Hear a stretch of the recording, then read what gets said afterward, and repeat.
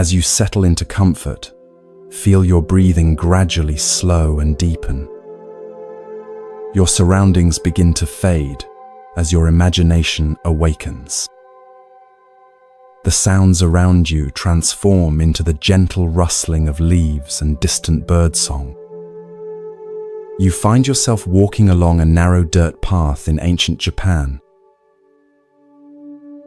The morning air is crisp against your skin, carrying the sweet scent of cherry blossoms that drift lazily from the trees lining the path. You can feel the soft earth beneath your feet and hear the whisper of your own footsteps. As you round a gentle bend, a humble dwelling comes into view, a small thatched roof house with paper lanterns hanging by the entrance. This is the home of Hakuin, a Zen master renowned throughout the region for his wisdom and compassion. You pause near a flowering tree, watching as children gather around Hakuin in his small garden.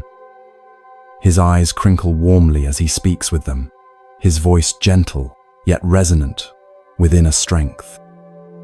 Villagers stop by throughout the morning, seeking his counsel on matters both mundane and profound.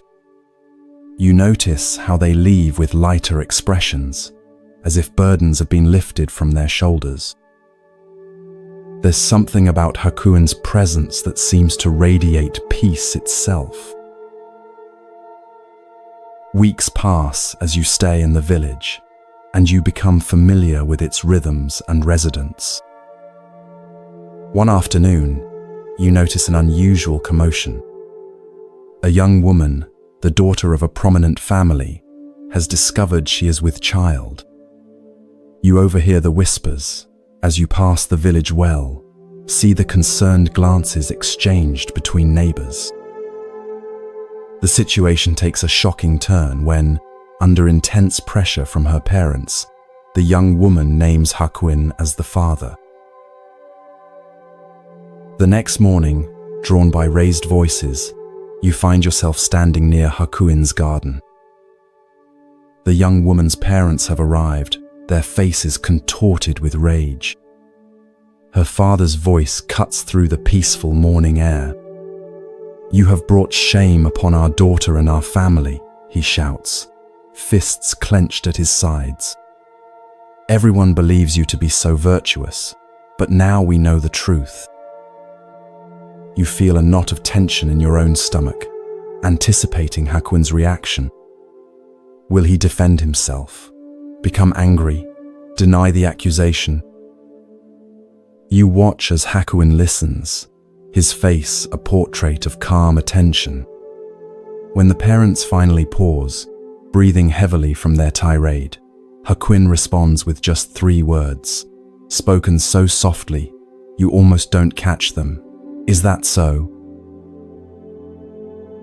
You feel a strange sensation wash over you, confusion mixed with something like awe.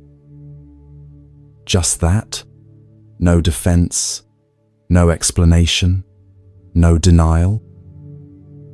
The parents seem equally stunned, then even more enraged by what they perceive as indifference. They storm away, promising to tell everyone in the village about Hakuin's disgrace. In the days that follow, you witness a remarkable transformation in the village. People who once greeted Hakuin with reverence now cross to the other side of the path to avoid him. The children no longer gather in his garden. Whispers follow him wherever he goes. Yet through it all, Hakuin continues his simple life, meditating in the morning light, tending his garden, fetching water from the well. When confronted directly or when catching the whispers, he responds with the same 3 words, "Is that so?" Months pass and the seasons change. Cherry blossoms give way to the lush greens of summer, then to autumn's golden hues. One winter morning, as snow falls softly outside, you hear a firm knock at Hakuin's door. The young woman has given birth, and her parents have brought the infant to Hakuin. Standing nearby, you feel the cold air against your face as you watch this scene unfold. Since you are the father, you must take care of your child, they declare, thrusting the swaddled baby into his arms before turning away, their footsteps crunching in the fresh snow. As they disappear down the path, you expect to see despair, or at least concern on Hakuin's face. Instead, he looks down at the infant with tender eyes and says softly, "Is that so?" The baby whimpers, and without hesitation, Hakuin brings the child inside to the warmth of his humble home. You find yourself drawn to help as Hakuin adapts to caring for the infant. You watch him fashion a cradle from a basket, carefully line it with soft cloth. You accompany him as he visits neighbors to obtain milk and learn about caring for a baby. His days, once filled with teaching and meditation, now revolve entirely around the needs of this small child. When villagers express shock or judgment, Hakuin simply responds, "Is that so?" Through changing seasons, you witness Hakuin's unwavering care for the child. You see him soothe the baby's cries in the middle of the night, fashion toys from simple materials, sing soft lullabies under the light of the moon. The baby's first smile, first tentative steps, all are met with Hakuin's quiet joy and presence. A full year passes in this way. Then one spring morning, as cherry blossoms again drift through the air, you notice the young woman and her parents approaching Hakuin's dwelling. Their faces are different now, drawn with shame rather than anger. You move closer, feeling your heart quicken with anticipation. The parents bow deeply before Hakuin, pressing their foreheads to the ground. "Master Hakuin," the father says, his voice breaking, "we have come to apologize and to tell you the truth. Our daughter has confessed that you are not the father of this child.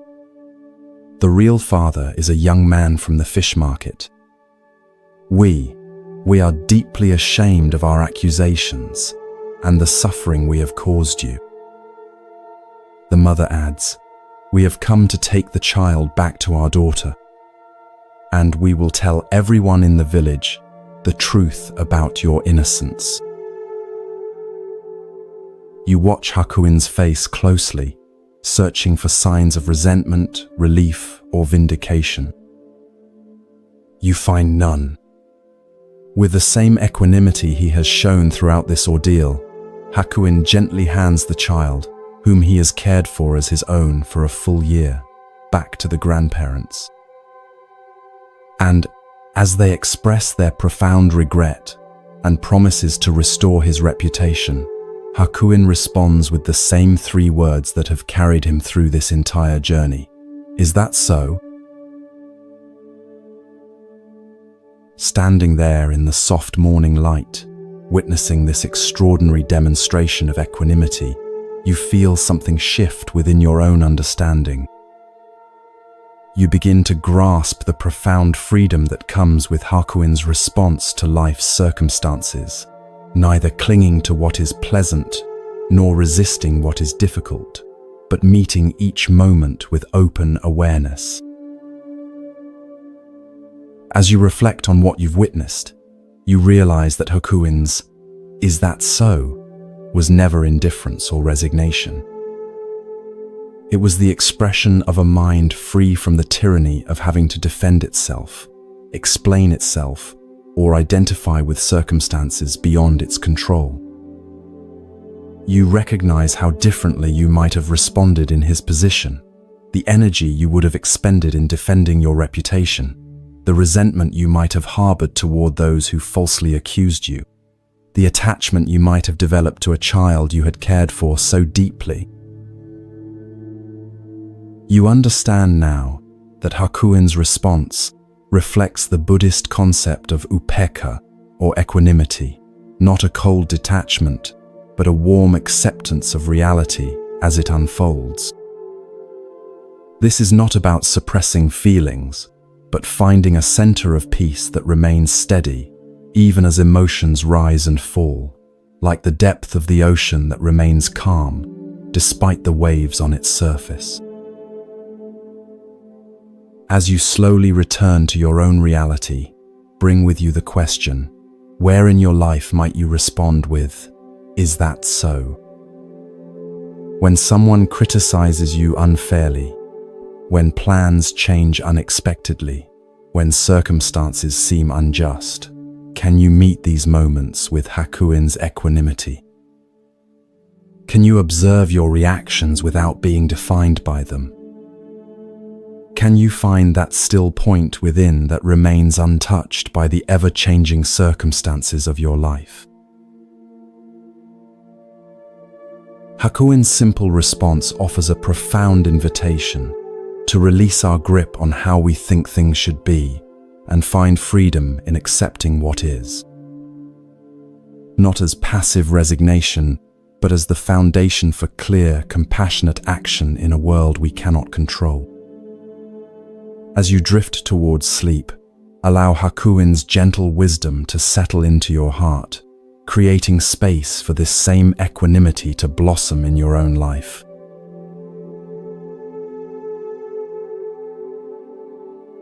As you settle deeper into comfort, feel your breath becoming slower and more rhythmic. The weight of your body seems to dissolve as your mind drifts to another time and place.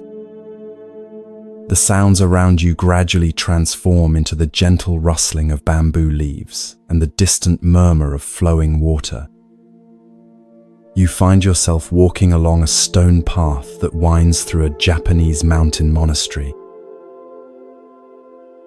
The air here tastes fresh and cool against your lips. Morning mist still clings to the valley below, and dew glistens on spiderwebs stretched between branches. As you round a corner, you come upon a serene courtyard where several young monks are engaged in their morning tasks. One figure in particular catches your attention, a young man named Tekisui, whose mindful movements suggest he has been at the monastery for some time, though he still has the eager expression of a relatively new student. You watch as Tekisui finishes sweeping fallen leaves from the stone pathway. As he puts away his bamboo broom, an older monk approaches him.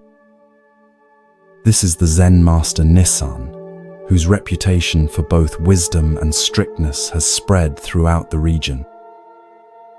Though advanced in years, Nissan moves with surprising vigor, his eyes alert and penetrating beneath bushy white eyebrows. "Tekisui," the master calls, his voice carrying clearly across the courtyard. "Bring me a pail of water to cool my bath." You follow at a respectful distance as Tekisui bows and hurries to fulfill the request. He retrieves a wooden bucket from a small shed, then proceeds to a well in the center of another courtyard. The well is ancient, its stone rim worn smooth by generations of hands. With practiced movements, Tekisui lowers the bucket into the darkness, the rope sliding through his palms until you hear the distant splash below. He draws up the water, now heavy with its precious contents, and carries it carefully to where Master Nissan waits beside a large wooden tub.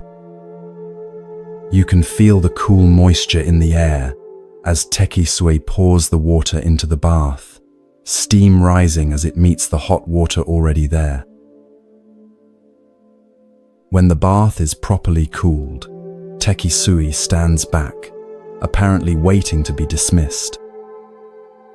Instead of entering the bath, however, Nisan observes Tekisui closely. The young monk has taken the bucket, still containing a small amount of unused water, and is about to casually toss it onto the ground next to the bathhouse.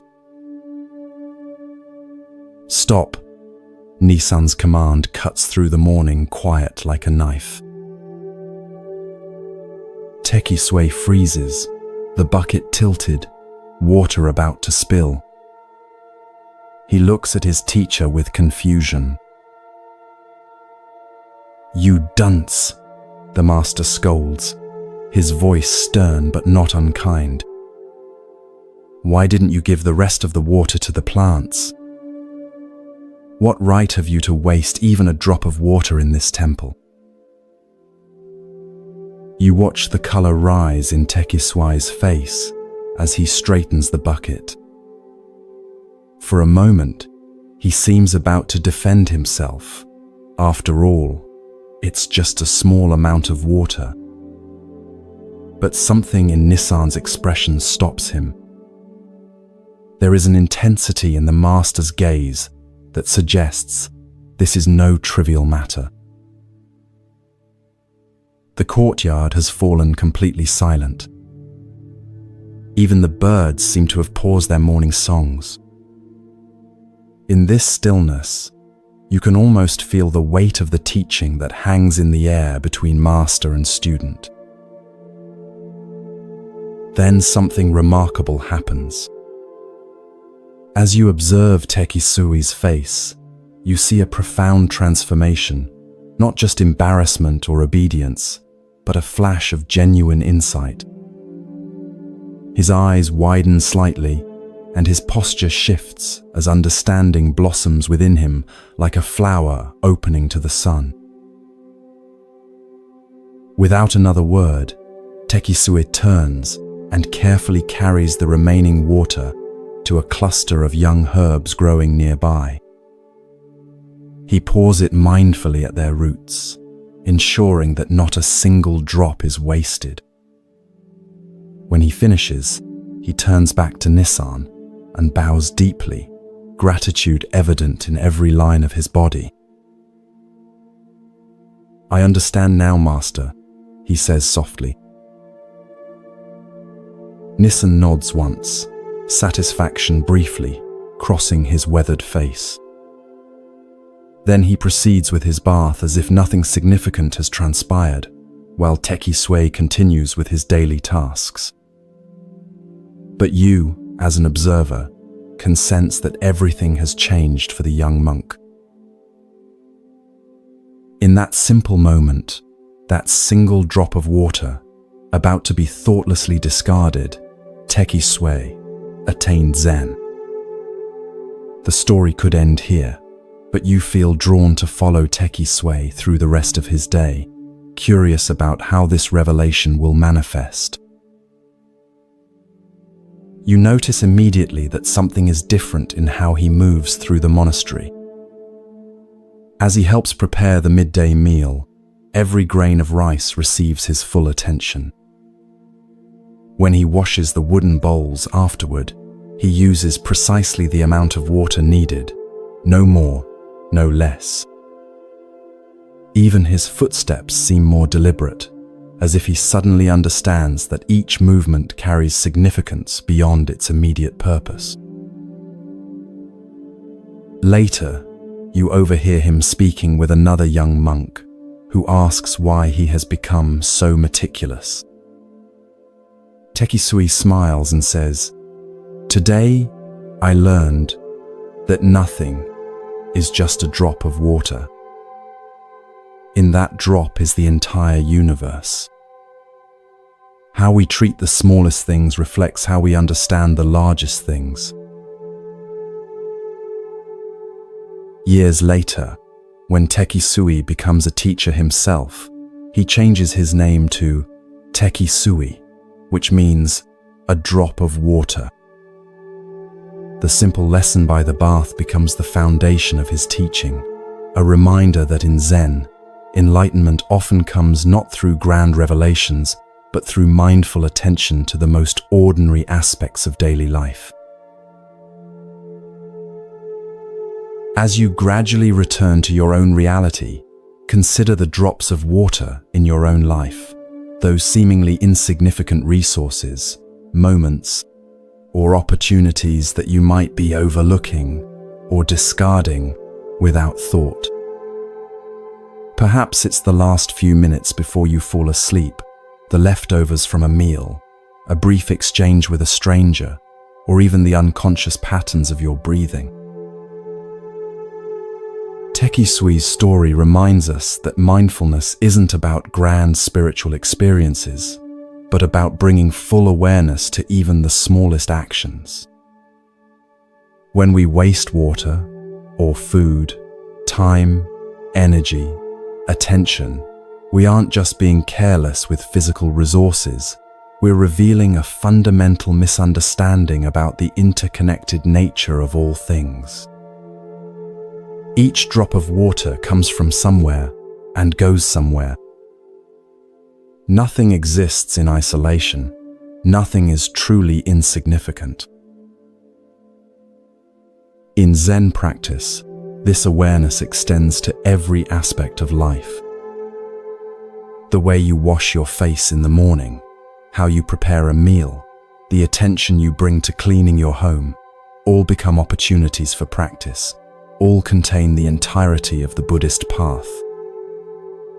As the 13th century Zen master Dogen taught, to study the Buddha way is to study the self.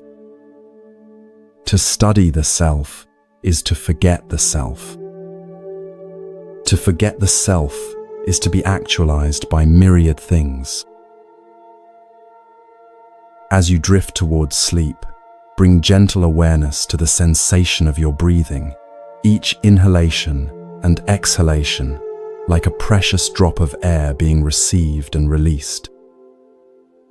Notice how your consciousness naturally shifts when you pay this kind of attention. Perhaps you too might discover, like Tekisui, that the path to profound wisdom often begins with the most ordinary of moments, with just a single drop of water.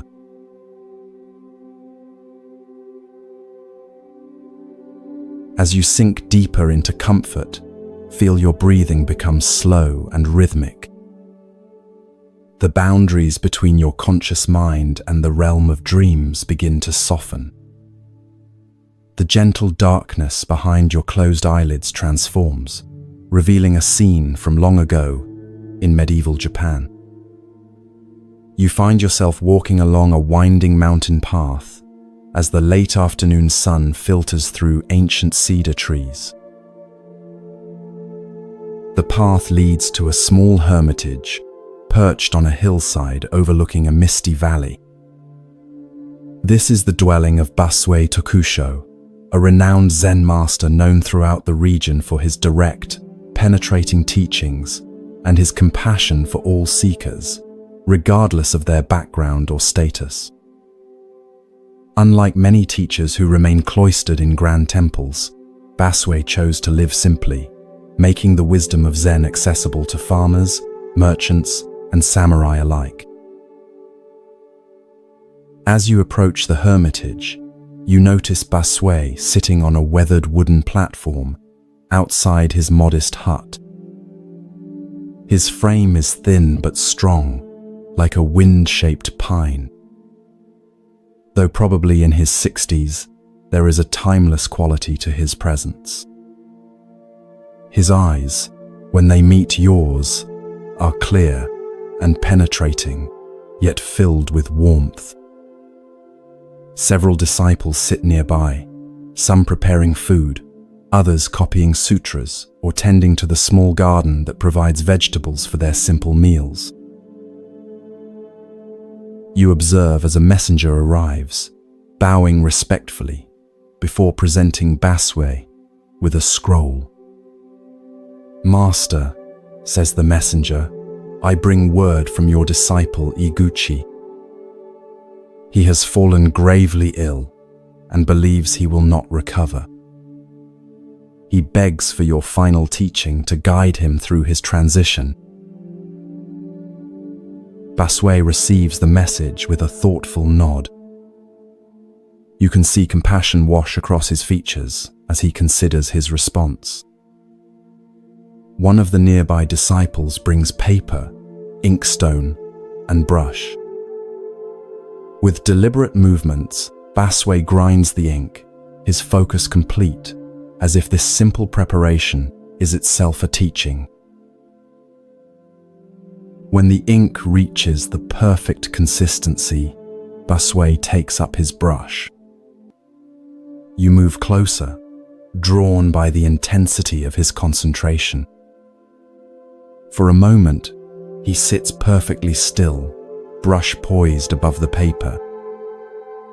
Then, with fluid movements that reflect decades of spiritual practice, he begins to write.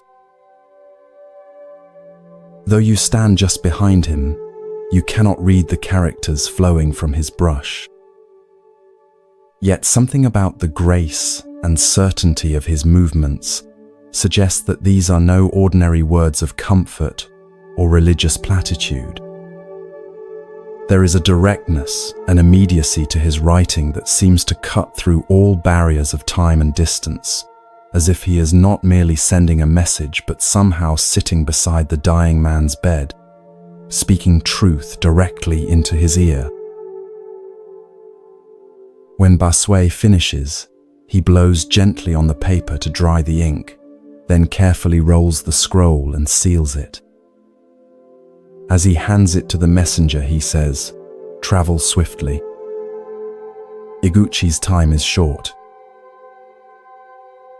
The messenger bows and departs immediately, leaving you wondering what final wisdom Baswe has shared with his dying disciple. You feel a strong desire to know what was written, sensing that it contains a teaching of profound importance. That night, as you sit in meditation with the community, Baswe addresses his disciples. "Today, I wrote to Iguchi, who stands at the threshold between this life and whatever lies beyond. You too should consider what I shared with him, for though you appear healthy now, none of us knows when we will face our final breath." With these words, Baswe reveals the essence of what he wrote. The essence of your mind is not born, so it will never die. It is not an existence which is perishable. It is not an emptiness which is a mere void. It has neither color nor form. It enjoys no pleasures and suffers no pains. "I know you are very ill," he continues, his voice gentle yet unwavering. "Like a good Zen student, you are facing that sickness squarely. You may not know exactly who is suffering, but question yourself, what is the essence of this mind? Think only of this. You will need no more. Covet nothing. Your end, which is endless, is as a snowflake dissolving in the pure air." A profound stillness settles over the room as these words hang in the air. You feel their impact, not just intellectually, but physically, a subtle shift in the quality of your presence, as if some habitual tension has momentarily released. Though you may not fully grasp the ultimate meaning of Baswe's teaching, you sense its power to transform fear into peace, contraction into openness. Later, you learn that when the messenger arrived at Iguchi's bedside and read Basui's letter, the dying man's face transformed. The lines of pain and anxiety softened, replaced by a subtle smile of recognition. He died that night, his body relaxed, his breathing calm until the very end. Those present reported that the room itself seemed filled with a quiet radiance, that remained even after his final breath. As the days pass, and you continue your stay near Basui's hermitage, you find yourself returning again and again to the words of his letter. The essence of your mind is not born, so it will never die. What is this essence that precedes birth and transcends death? What is this awareness that is neither existence nor emptiness, that has no form yet clearly is? You notice how our ordinary thinking about life and death assumes a solid self that comes into existence at birth and ceases to exist at death. We imagine ourselves as separate entities, navigating through time and space, accumulating experiences, possessions, relationships, and identities, all of which we fear losing when death comes. But Basui points to something more fundamental than this constructed self. The pure awareness that witnesses all experience yet is itself unchanged by what it witnesses. This awareness has no beginning or end. It is not a thing that can be born or die. It has no form or color, feels no pleasure or pain. Yet it is not nothing, not mere emptiness or void. It is the luminous cognizance that knows all forms while remaining formless itself. When Basui instructs his dying disciple to ask, "What is the essence of this mind?" he is not suggesting an intellectual investigation, but a direct turning of awareness back upon itself. This simple yet profound inquiry has the power to cut through all our complex narratives about who we are and what happens when we die. It points us toward the deathless nature of our most essential being. Your end, which is endless, is as a snowflake dissolving in the pure air. This beautiful metaphor reveals how death, properly understood, is not annihilation but transformation. The snowflake doesn't cease to exist when it melts. It returns to the water cycle from which it temporarily emerged. Its essence, water, remains, though its temporary form dissolves. Similarly, our individual consciousness, like a wave on the ocean, returns to the vast awareness from which it arose. Basui's teaching offers profound comfort, not through false promises of eternal heavens or threats of punishment, but through direct pointing to the nature of mind itself. He doesn't ask his disciple to believe anything on faith, but invites him to investigate his own experience in the most intimate way possible. Think only of this: you will need no more. Covet nothing. As you gradually return to your present reality, consider how this teaching might transform your own relationship with impermanence. We all face moments of ending, not just the final ending of death, but countless small endings throughout our lives. Relationships change, careers conclude, physical abilities diminish, cherished possessions break or disappear. Each of these endings offers an opportunity to ask Basui's essential question: what is the essence of this mind that witnesses all these changes? Rather than turning away from the reality of impermanence, Basui invites us to look directly into it, to discover within the very fabric of change something changeless. Not as an escape from the human experience of loss, but as a profound reconciliation with the true nature of existence. Like the dying Iguchi, we too might find that facing directly what we most fear becomes the doorway to our deepest peace. For, as Basui reminds us, the essence of your mind is not born, so it will never die.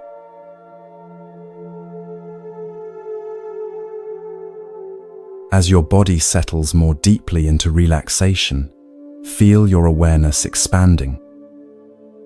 The boundaries of your everyday consciousness begin to dissolve as you travel back through time to 18th century Japan.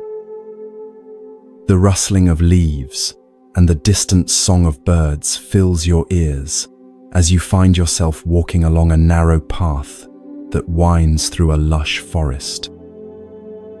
Ahead, you glimpse a magnificent temple complex nestled among ancient cedar trees. This is a renowned Shingon Buddhist temple, where scholars and monks gather to study sacred texts and engage in philosophical discourse.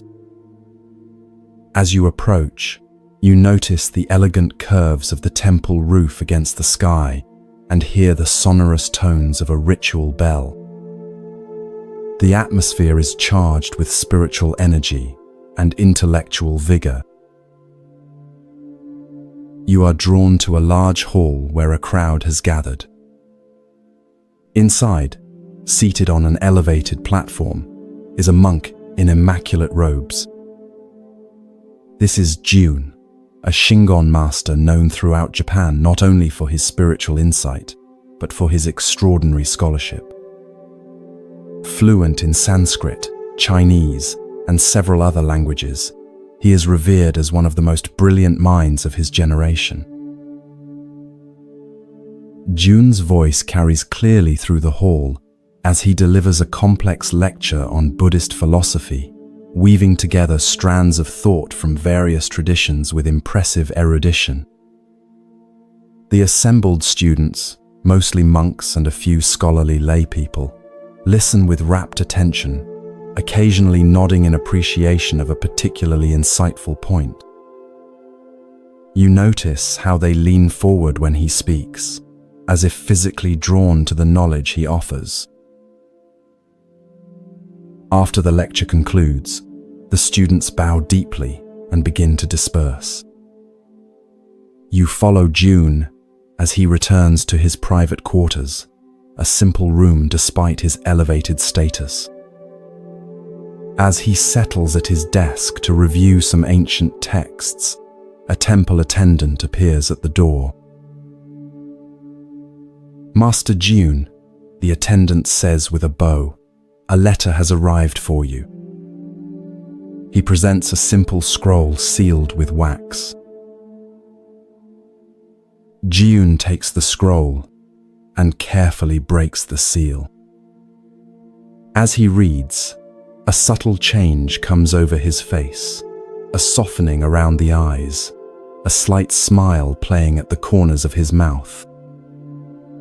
You sense that this is no ordinary correspondence.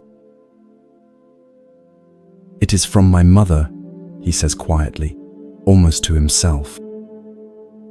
Though he is now in his 50s, a respected master with hundreds of disciples, there is something childlike in his expression as he holds the letter. You find yourself able to read the letter over his shoulder, drawn into this intimate exchange between mother and son. The handwriting is simple but clear, the paper modest. The letter begins with tender inquiries about his health and expressions of maternal pride.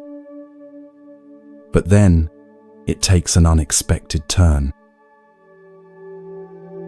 "Son, I do not think you became a devotee of the Buddha because you desired to turn into a walking dictionary for others," she writes. "There is no end to information and commentary, to glory and honor." Jun's expression grows more serious as he continues reading. "I wish you would stop this lecture business. Shut yourself up in a little temple in a remote part of the mountain. Devote your time to meditation and in this way, attain true realization." The words, though gently delivered, carry the impact of a thunderclap. You can almost feel Jun's shock as he reads his mother's frank assessment, not as a rebuke from a superior, or challenge from a rival scholar, but as the straightforward counsel of someone who loves him deeply and sees him clearly. June reads the letter again, slowly, his fingers tracing his mother's characters. His expression shifts from surprise to thoughtful reflection. He places the letter carefully on his desk and sits in silence for a long while, his brilliant mind now turned toward a different kind of contemplation. Over the following days, you observe a subtle transformation in June. He continues his scholarly duties, but there is a new quality to his presence, a questioning, a seeking that goes beyond intellectual understanding. Often, you find him pausing in the midst of his work, his mother's letter in hand, rereading her simple yet profound counsel. A walking dictionary, he murmurs to himself one evening. Is that what I have become? One morning, June calls his senior disciples together. The atmosphere is solemn as they gather, sensing that something important is about to occur. June sits before them, his mother's letter placed carefully beside him. I have received wisdom from an unexpected source, he tells them, his voice steady but touched with emotion. My mother, who has never studied the sutras or engaged in scholarly debate, has nonetheless seen what I have been unable to see, that I have mistaken the finger pointing at the moon for the moon itself. He reads his mother's letter aloud, and you observe the reactions of his disciples: surprise, confusion, perhaps even a touch of resistance. They have built their identities around being students of the great scholar June. What does this mean for them? I will complete my current teaching obligations, June continues, but then I must follow this guidance. I will withdraw to a small temple in the mountains to devote myself to meditation. Some of you may wish to join me. Others may choose to continue your scholarly pursuits elsewhere. Both paths have value, but I now see that my own path must shift. True to his word, June eventually withdraws from his prominent position. You find yourself following him to a tiny, neglected temple high in the mountains, days away from the nearest village. Here, surrounded by towering trees and visited occasionally by deer and other forest creatures, June establishes a simple practice community. The daily schedule is austere: rising before dawn for meditation, simple meals, work in the temple garden, more meditation. Gone are the elaborate lectures and prestigious visitors. In their place is a profound silence, broken only by the sounds of nature and the minimum of human speech required for communal living. One evening, as sunset bathes the mountains in golden light, you find June sitting on a stone overlooking the valley below. His face, once animated primarily by intellectual excitement, now reflects a different quality, a stillness, a presence that seems to extend beyond his physical form.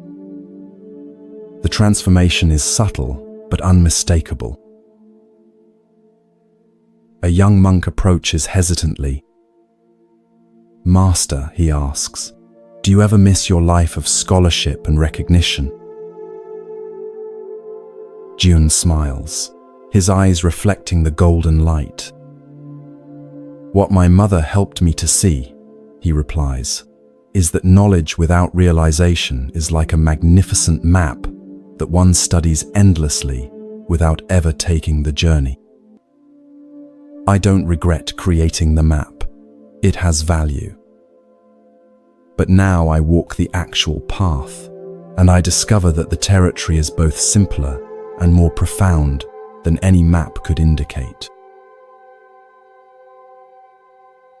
As darkness falls and you gradually return to your present awareness, consider the wisdom of June's mother.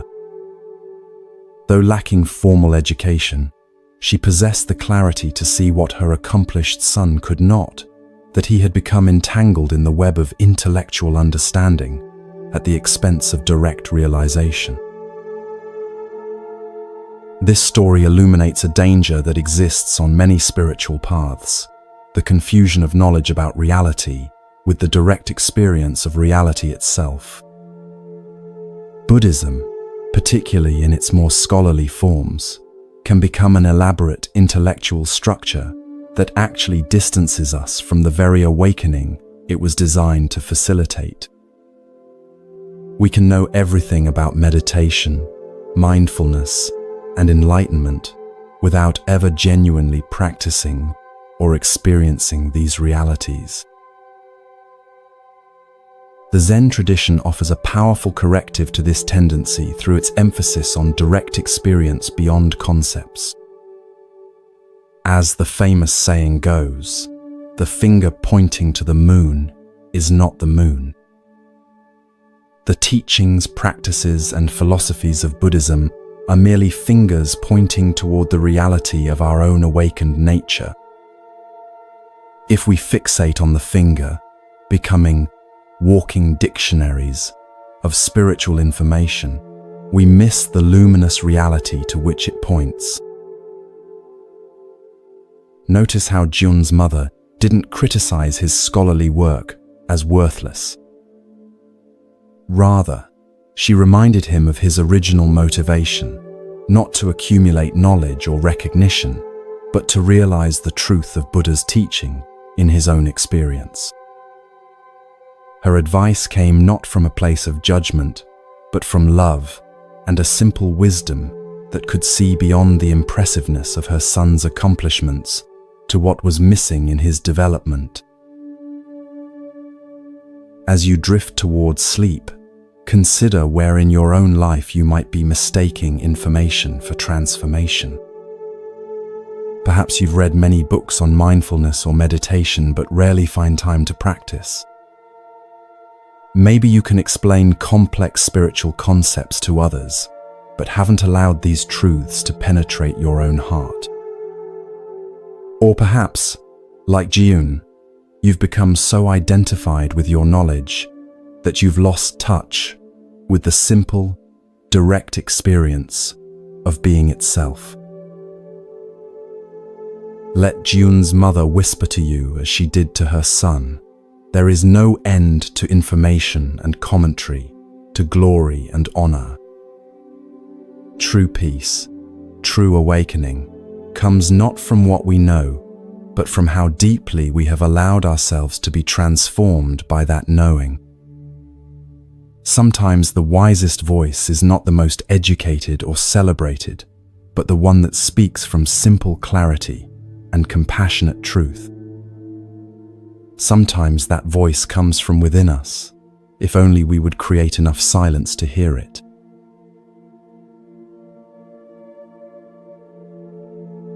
Feel yourself drifting deeper now, your body becoming heavier as your mind grows lighter. The sounds of your environment fade as you journey to medieval Japan during the Tokugawa period.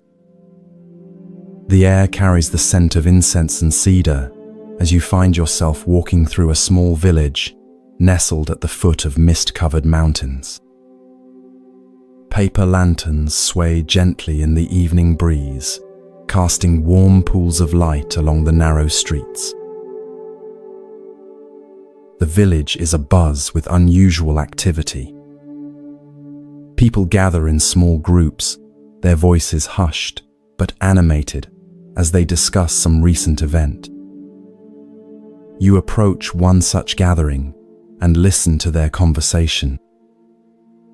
A merchant has reported that 50 rolls of valuable cotton cloth have been stolen while he was resting beneath the shelter of a large stone Buddha that stands at the village outskirts. Curious, you follow a winding path to this Buddha statue. It stands about 12 feet tall, carved from a single piece of granite, its weathered surface testifying to centuries of exposure to the elements. The Buddha's serene expression seems to gaze compassionately upon all who pass. At its base, you notice a small shelter, a simple roof supported by wooden posts, where travelers often rest during their journeys. As you stand contemplating the statue, a commotion draws your attention. A group of officials approaches, led by a distinguished-looking man whose presence commands immediate respect. This is Judge Oka, renowned throughout the region for his wisdom and unconventional methods of solving crimes. Judge Oka examines the scene carefully, questioning the merchant who sits dejected nearby. The merchant explains that he had stopped to rest beneath the Buddha during the heat of the day, placing his bundles of cotton goods beside him. He had fallen asleep briefly, and upon waking, discovered that his merchandise had vanished. After listening attentively, Judge Oka makes an announcement that leaves everyone stunned. "That stone Buddha must have stolen the goods," he declares. "It is supposed to care for the welfare of the people, but it has failed to perform its holy duty. Arrest it." Murmurs of confusion ripple through the gathering crowd. Has the respected judge lost his mind? How can one arrest a stone statue? Nevertheless, the judge's orders must be followed. Several police officers approach the massive statue, looking uncertainly at one another. With evident discomfort, they formally announce that the Buddha is under arrest and begin the absurd task of securing ropes around the immovable figure. Word of this extraordinary event spreads rapidly through the village and surrounding areas. By the next morning, a large crowd has gathered to witness the unprecedented spectacle of the stone Buddha being charged with theft. The crowd is boisterous, some laughing openly at the ridiculous situation, others speculating about the judge's mental state.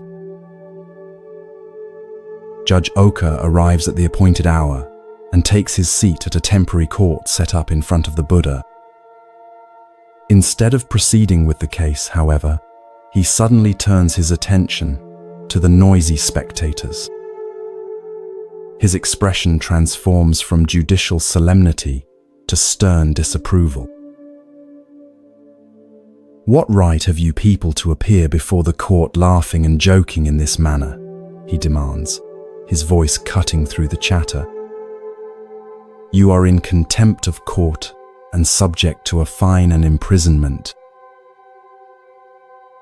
The crowd falls instantly silent, their amusement replaced by alarm.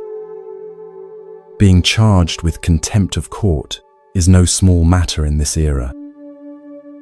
Many bow their heads, offering hurried apologies for their disrespectful behavior.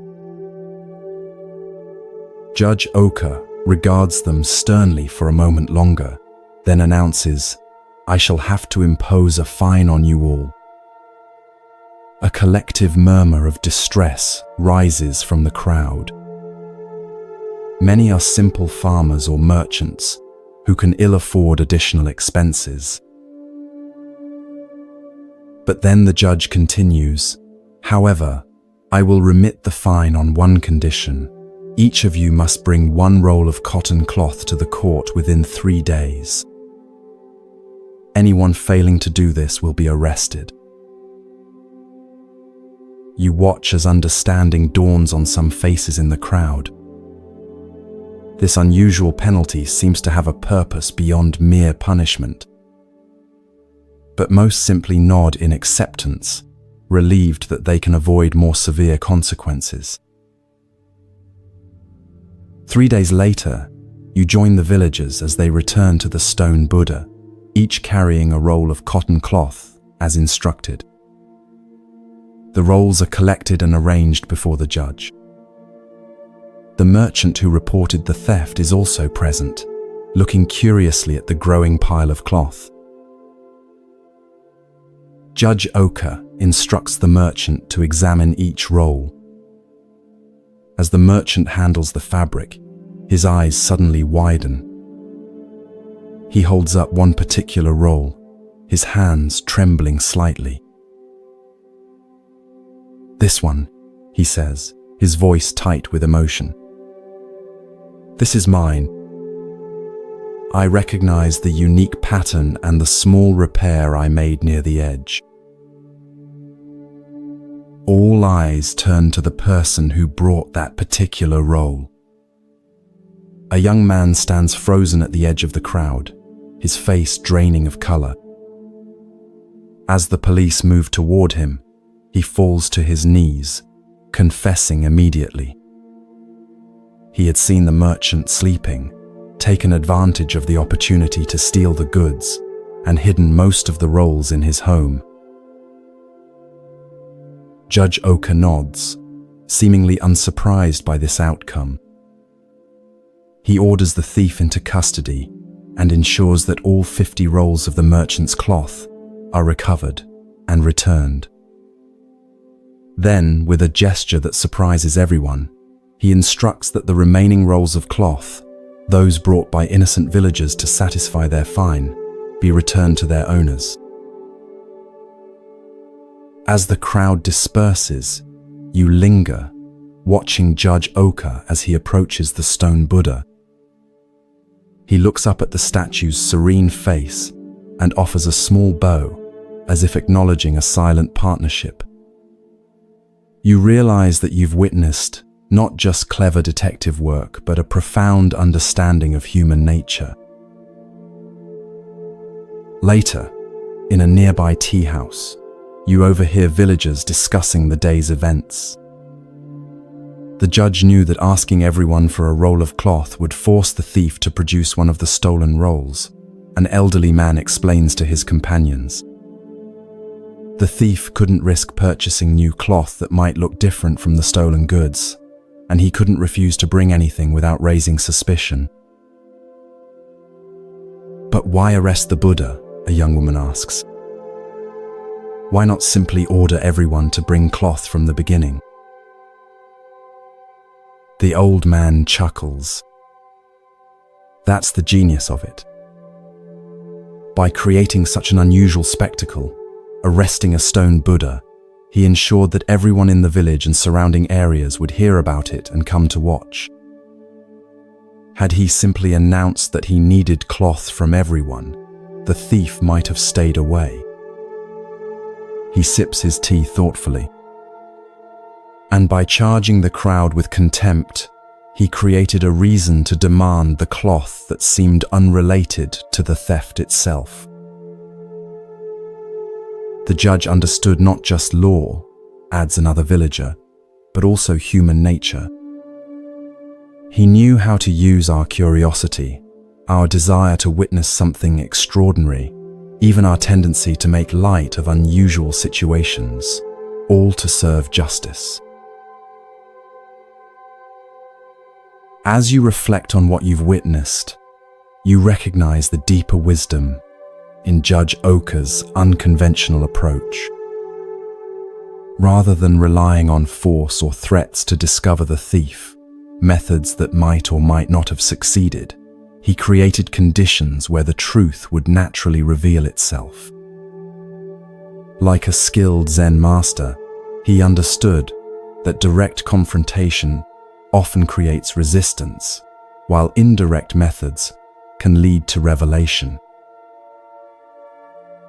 The judge also demonstrated a principle central to Zen practice, that apparent absurdity can sometimes be the most direct path to truth.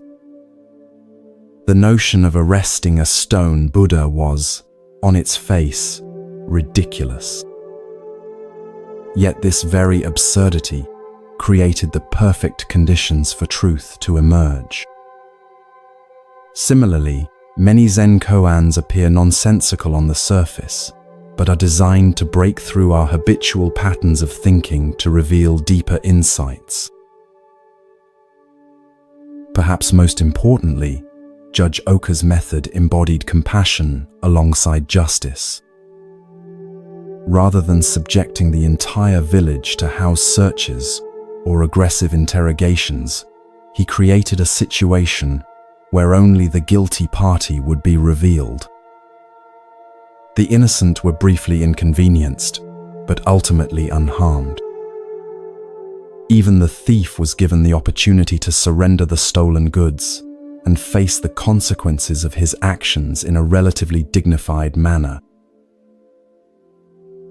As you drift deeper towards sleep, consider where in your own life you might apply Judge Oka's wisdom. Where might indirect approaches be more effective than direct confrontation? How might apparent absurdity or playfulness create openings where seriousness creates walls? And how might you reveal truth without unnecessary harm to others?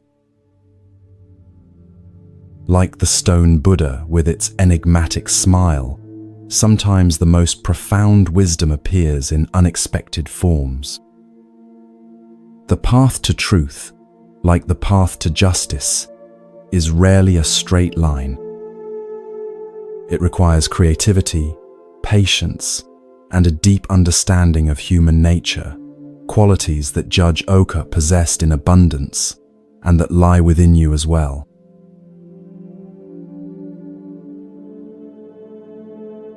Feel your body becoming heavier as your mind drifts deeper into relaxation. The boundaries between waking and dreaming begin to blur as you find yourself transported to a small farming village in ancient Japan. The air carries the earthy scent of rice fields and wood smoke as you walk along a narrow path winding between modest thatched homes. Children play with simple toys in the dirt, while adults tend to their daily tasks with practiced hands. You notice that despite the village's evident poverty, a small temple sits at its center, a humble wooden structure, but clearly built and maintained with care. From where you stand, you can see through its open doors to an altar where a bronze Buddha statue rests, its metal surface gleaming softly in the light of butter lamps. Villagers occasionally pause in their work to bow respectfully as they pass by the temple, some stopping briefly to offer a simple prayer. Among the villagers, one man draws your attention. Unlike the others, whose weathered faces reflect lives of hardship balanced with simple joys, this man's expression carries a peculiar intensity. He moves with purpose, his eyes often drawn to the temple as he goes about his work. Something about his demeanor suggests a complicated relationship with the sacred building and what it contains. As twilight approaches and the village activity quiets, you watch this man approach the temple. He removes his sandals and enters with a deep bow. From your vantage point, you can see him kneel before the Buddha statue, his head bowed in apparent devotion. He lights incense, its fragrant smoke curling upward in delicate spirals. He seems to be praying with unusual fervor, occasionally touching his forehead to the ground in prostration. This continues for some time, until the temple is empty of other visitors. As darkness falls outside, something unexpected happens. The man looks around carefully to ensure he is alone, then reaches into his sleeve and pulls out a small container. With deliberate movements, he opens it to reveal what appears to be black ink. To your astonishment, he dips his finger into the ink and reaches toward the Buddha statue's face. With careful precision, he paints the Buddha's nose black. You watch in bewilderment, trying to understand this strange act. Is it vandalism? Sacrilege? But the man's expression shows no malice. If anything, there's a curious mixture of reverence and mischief in his eyes. When he finishes, he bows deeply once more and leaves the temple as respectfully as he entered, returning to his home in the gathering darkness. The next morning, the village stirs with excitement and concern. The Buddha statue's black nose has been discovered, and people gather at the temple, their voices a mixture of outrage and bewilderment. Who would dare to deface the sacred image? What might this sacrilege mean for the village? Will the gods send misfortune as punishment? The village headman decides to keep watch that night. Hidden in the shadows of the temple, he waits patiently for the culprit to return. Sure enough, as midnight approaches, the same man enters, performs his devotions, and once again carefully repaints the Buddha's nose, which had been cleaned earlier that day. The headman steps from the shadows. "Why are you doing this?" he demands, his voice stern but controlled. "Do you not fear the consequences of defacing our sacred Buddha?" The man turns, startled, but not afraid. After a moment of silence, he speaks with unexpected sincerity. "Honored headman, I mean no disrespect. This Buddha has been in our village for generations, watching over us through floods and droughts, through good harvests and bad. I paint his nose black because I wish him to remain with us." The headman's brow furrows in confusion. How does painting the Buddha's nose black keep him with us?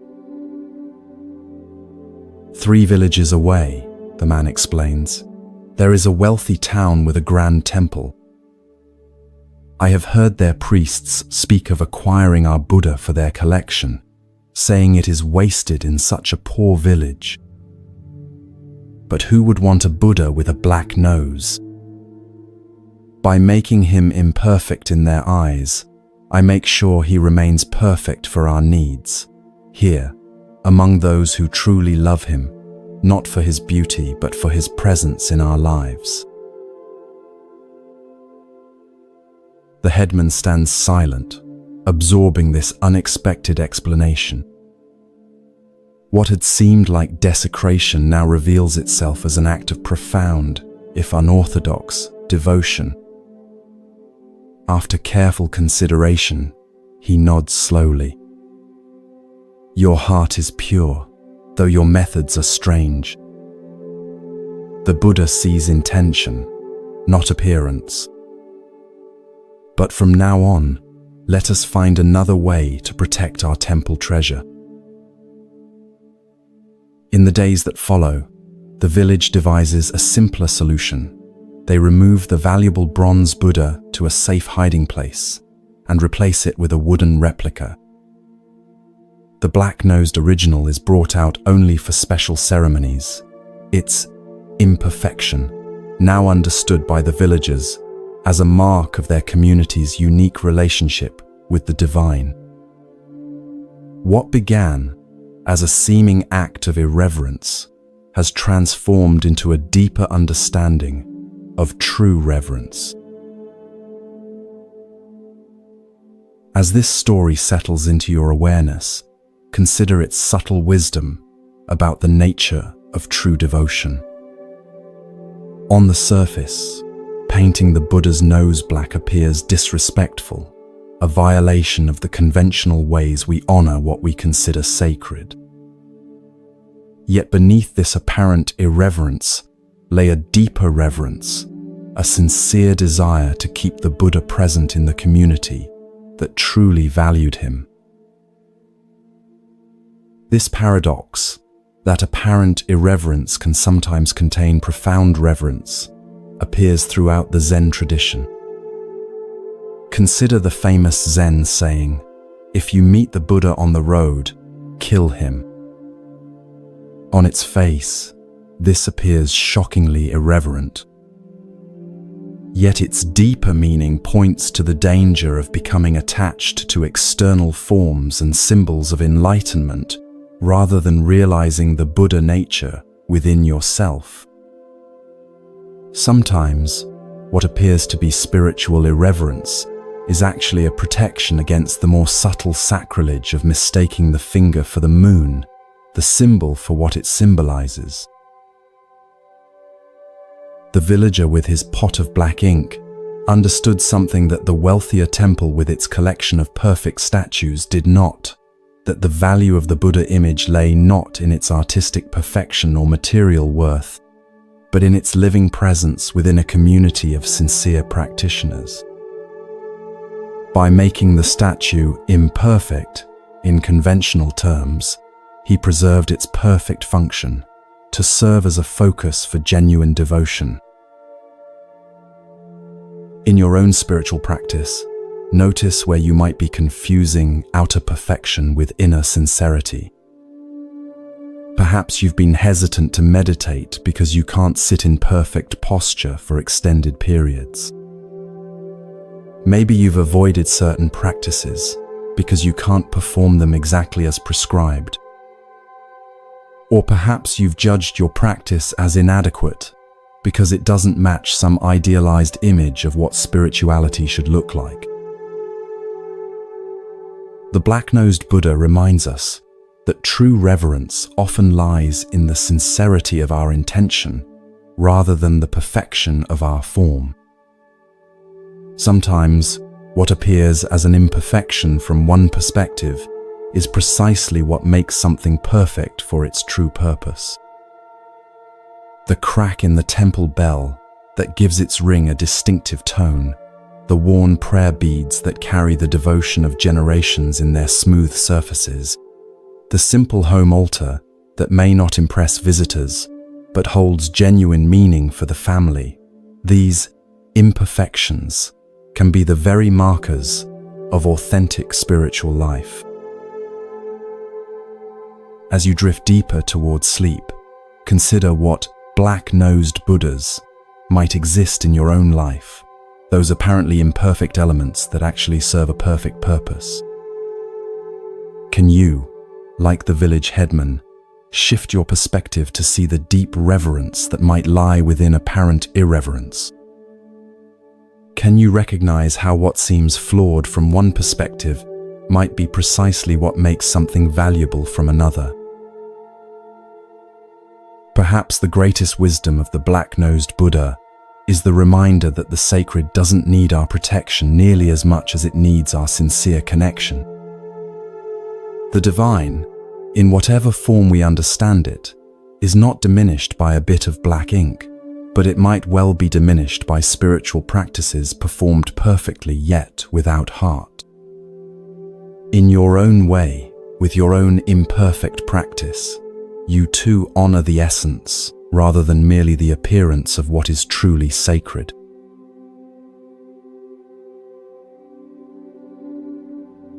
Allow your body to release any remaining tension as you sink deeper into comfortable relaxation. The boundaries of time and space begin to dissolve as you find yourself transported to ancient India over 500 years ago. The air is warm and fragrant with the scent of tropical flowers as you approach a serene hillside known as Vulture Peak. The setting sun bathes everything in golden light, casting long shadows across the lush landscape. You notice a large gathering on the hillside, hundreds of monks in simple robes seated in concentric semicircles. Their faces reflect attentive anticipation as they wait in perfect stillness. At the center of this human lotus flower sits Gautama Buddha himself, his presence radiating both profound peace and alert awareness.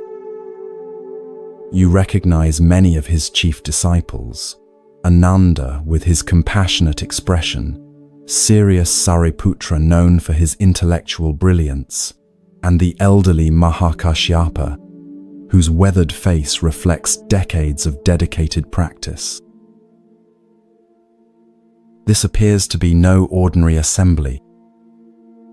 Word has spread that the Buddha will deliver an important discourse today, and monks have traveled from throughout the region to hear his teaching.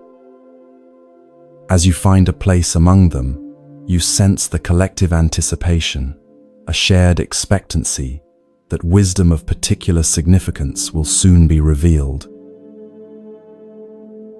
The Buddha sits in perfect meditation posture, his eyes gently open, his hands resting in his lap.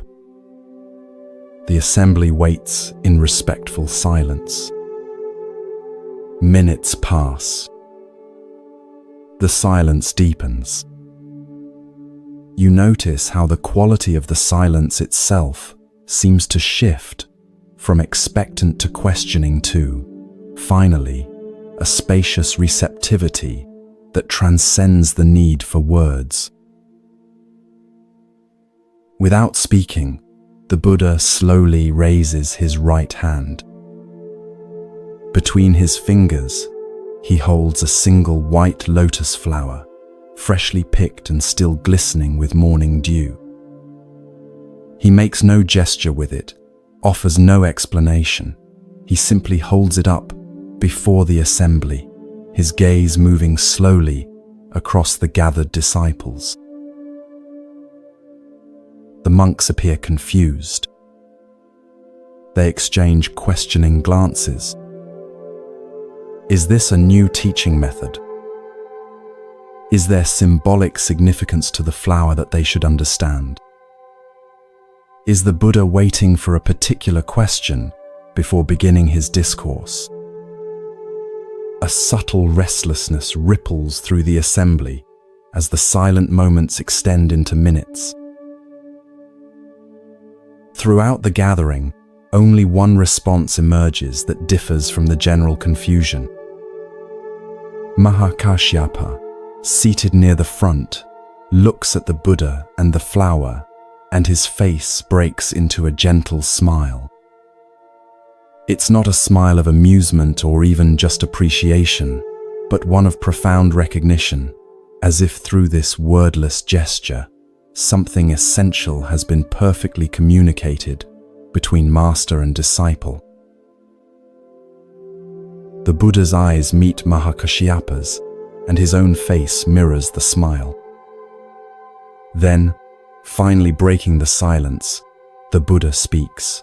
I possess the true Dharma I, the marvelous mind of nirvana, the true form of the formless, the subtle Dharma gate that does not rest on words or letters, but is a special transmission outside of the scriptures. This I entrust to Mahakashyapa. With these words, something momentous has occurred, though many present don't yet realize it. In this seemingly simple exchange, the Buddha has transmitted the essence of Zen, acknowledging Mahakashyapa as the first patriarch of what will eventually become the Zen lineage. A teaching too profound for words has been passed through a silent understanding, through nothing more than a flower and a smile. As the assembly disperses, you notice some disciples gathering around Ananda, the Buddha's attendant, known for his perfect memory and detailed recounting of all the Buddha's teachings. What was the meaning of the flower? They ask. What did the master intend to convey? And why did he single out Mahakashyapa? Ananda, for once, has no explanation to offer. His specialty has always been remembering and clarifying the Buddha's verbal teachings. This wordless transmission lies outside his expertise.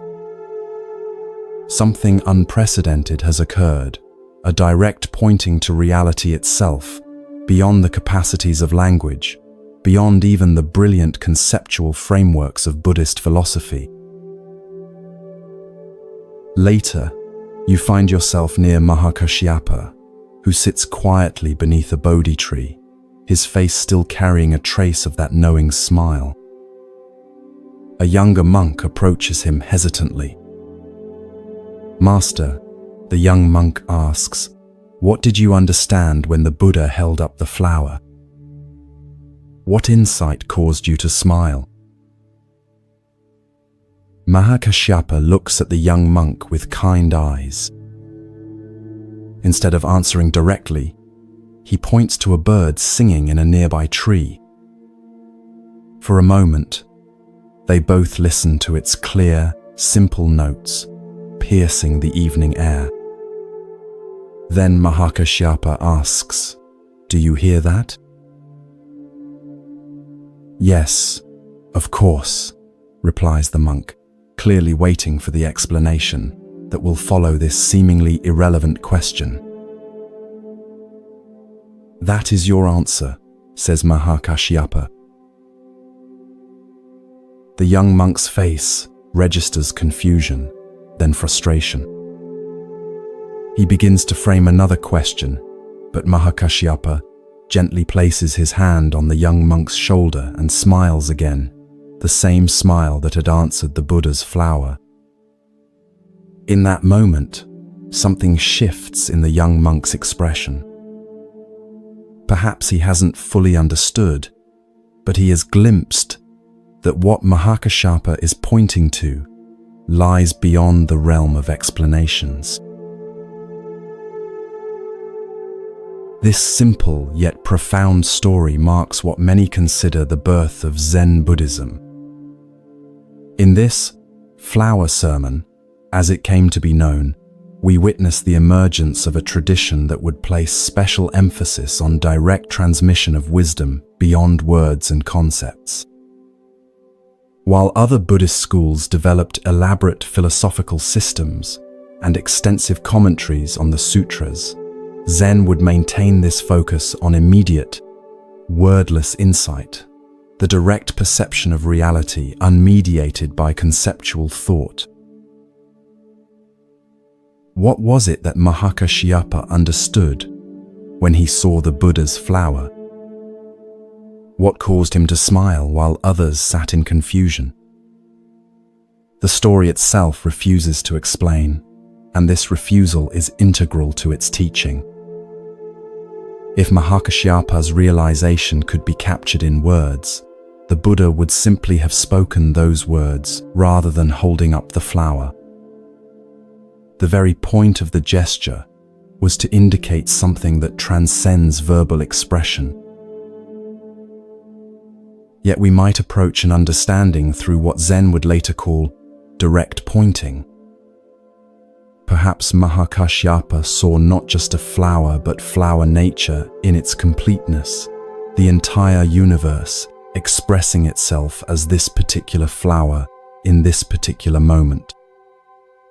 Perhaps he recognized that the flower, the Buddha, himself, and all of existence were not separate entities, but manifestations of a single, seamless reality. Perhaps he understood that the truth the Buddha had been teaching through countless sermons was fully present in this simple, wordless gesture, immediate, perfect, and complete. The smile itself is significant.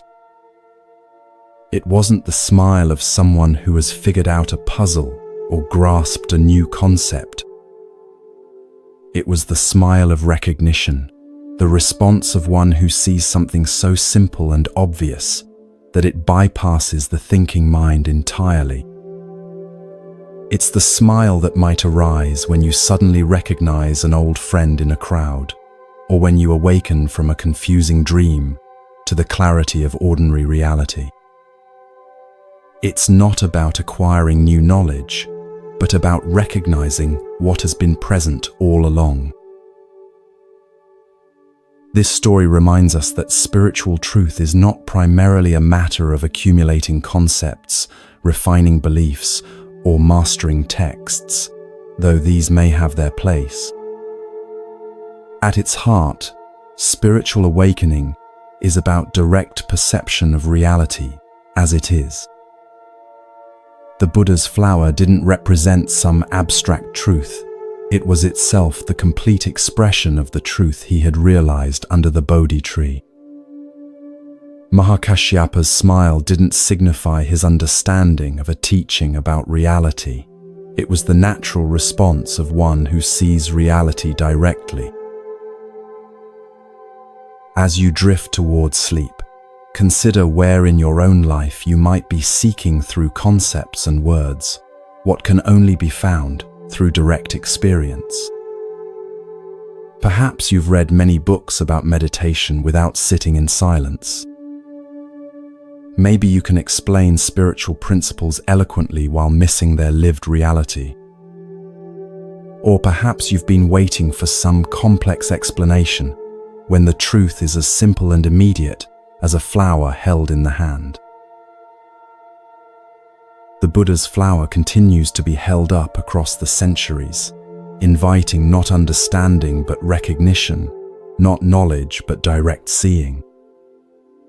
Like Mahakashyapa, you too carry the capacity for that recognition, the ability to perceive, beyond all concepts and explanations, the simple wonder of existence as it expresses itself in each moment. And perhaps in that recognition, in your own way, at your own time, a smile might naturally arise, the smile that answers the flower's silent teaching with the heart's wordless understanding.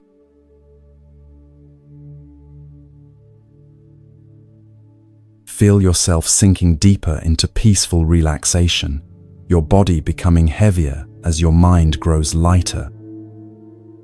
The gentle darkness behind your closed eyelids transforms into a scene from late 19th century Japan during the Meiji era, a time of rapid modernization when Western influences were dramatically changing the country's ancient ways. You find yourself in the outskirts of Kyoto, approaching a venerable Zen temple named Tofuku.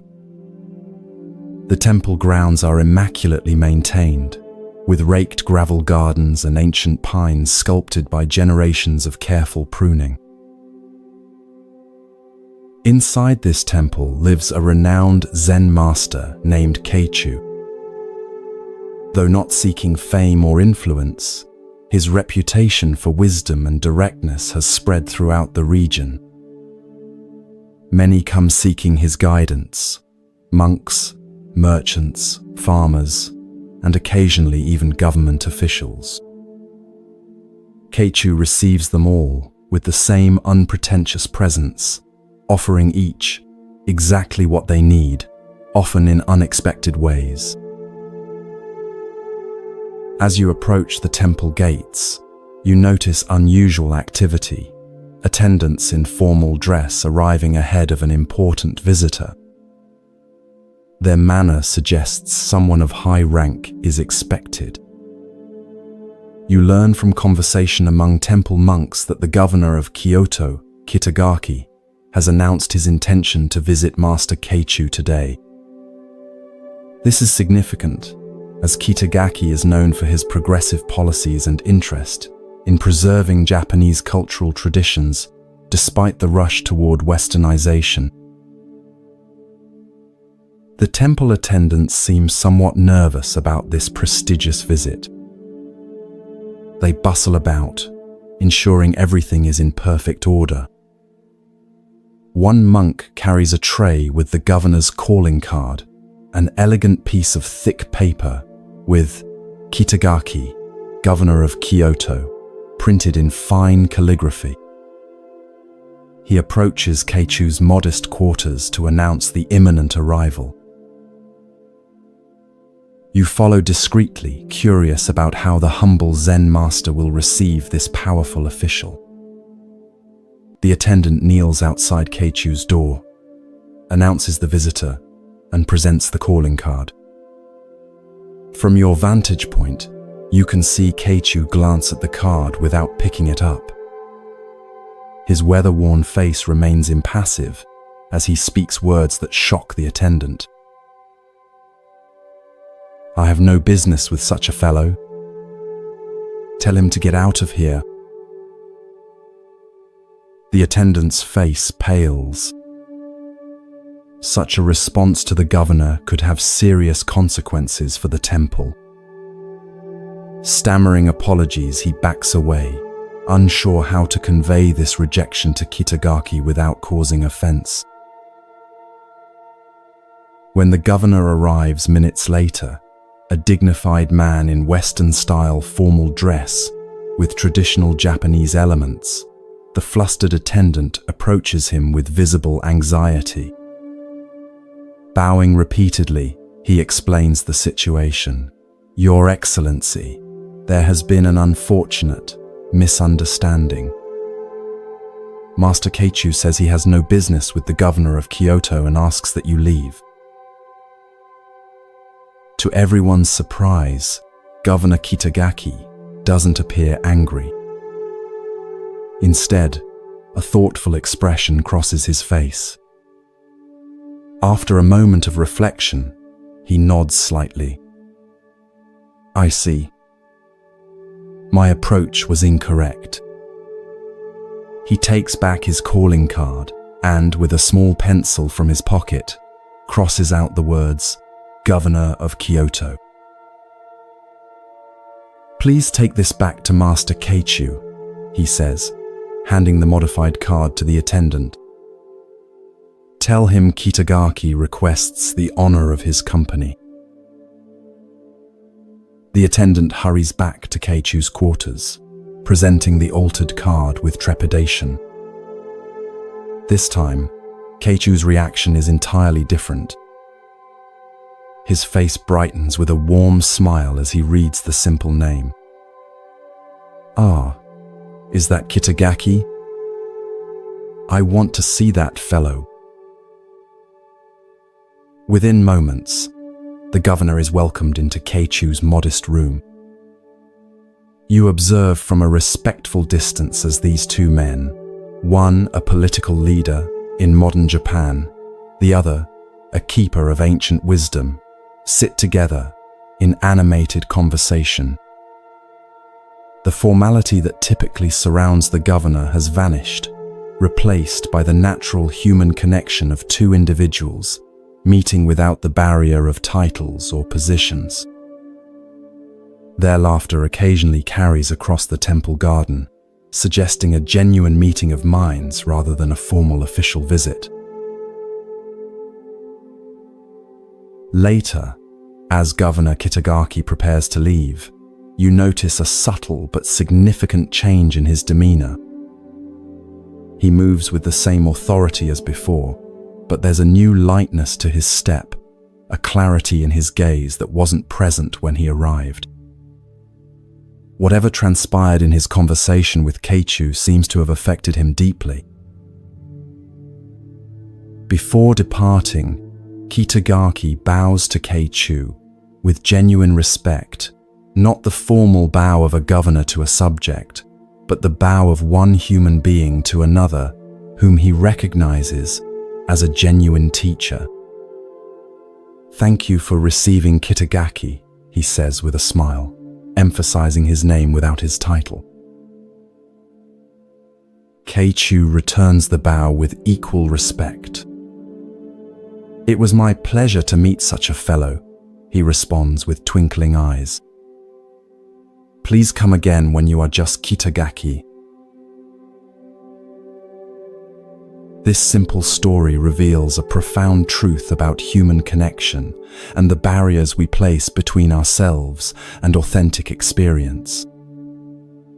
Master Keichu's refusal to meet with the governor of Kyoto wasn't rudeness or political statement. It was a direct pointing to a deeper reality that Kitagaki himself immediately understood once it was brought to his attention. By refusing to receive the governor but welcoming Kitagaki the man, Keichu demonstrated the Zen principle of seeing beyond social roles to the essential nature beneath. Titles, positions, and social identities, what Zen might call form, are necessary conventions for organizing society.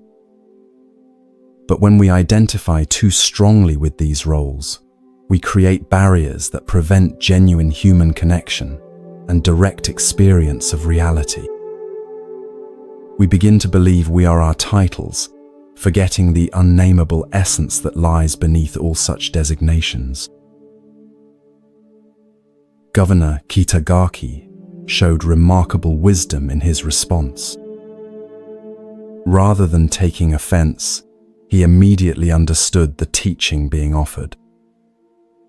By literally crossing out his title, he performed a physical act that represented a deeper psychological shift, temporarily setting aside his social identity to meet the Zen master as one human being to another. This willingness to step outside his official role, even briefly, allowed for an authentic exchange that would have been impossible within the constraints of formal hierarchy.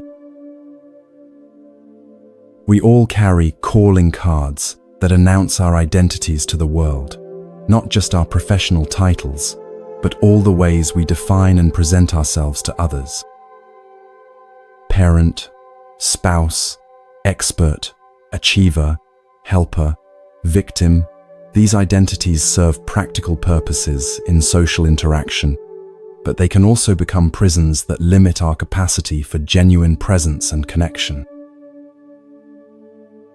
Zen practice invites us to periodically cross out these identities, not to discard them entirely, as they serve necessary functions in daily life, but to recognize that they are not who we fundamentally are. When we can set aside our curated self-images and meet life directly, without the filter of our accumulated identities, we open ourselves to the kind of authentic exchange that Kitagaki and Keichu enjoyed. Consider your own various titles and how they might be both useful and limiting. Perhaps being known as the responsible one ensures that others trust you, but prevents them from seeing your playful side. Maybe your identity as the expert in your field brings professional recognition, but makes it difficult to admit when you don't know something. Or your role as the helper allows you to contribute to others' well-being, but makes it challenging to receive help when you need it. As you drift towards sleep, imagine taking out your own calling card, the one that lists all your primary identities and roles. Like Governor Kitagaki, experiment with temporarily crossing out these titles. What remains when you're not defined by what you do, what you know, or how others perceive you? Who are you in the silence between thoughts, in the space beyond names and forms? This nameless essence, what Zen might call your original face before you were born, is what Keichu wanted to meet, and what Kitagaki had the wisdom to reveal.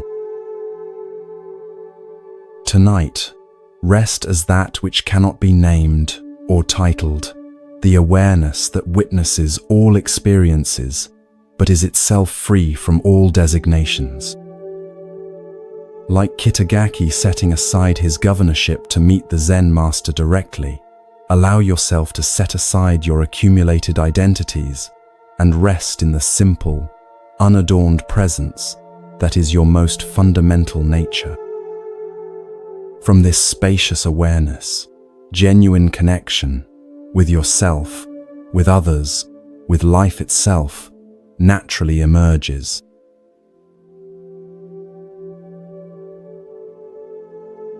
Feel your body becoming increasingly relaxed with each breath. Your thoughts beginning to quiet as you journey to another time and place. The modern world fades away as you find yourself in a traditional Japanese Zen monastery nestled among misty mountains. The air carries the scent of pine and wood smoke as you approach a cluster of simple wooden buildings surrounded by carefully tended gardens. This is the monastery of the renowned Zen master Bankei, whose teaching of the unborn Buddha mind has attracted students from throughout Japan. Unlike many strict Zen teachers of his era, Bankei is known for his compassionate approach and ability to express profound truths in language accessible to everyone, from scholarly monks to illiterate farmers.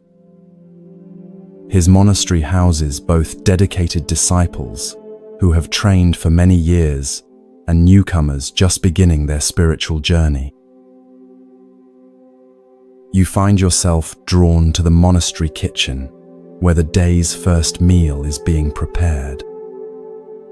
Steam rises from large pots of rice as monks move with focused attention through their assigned tasks.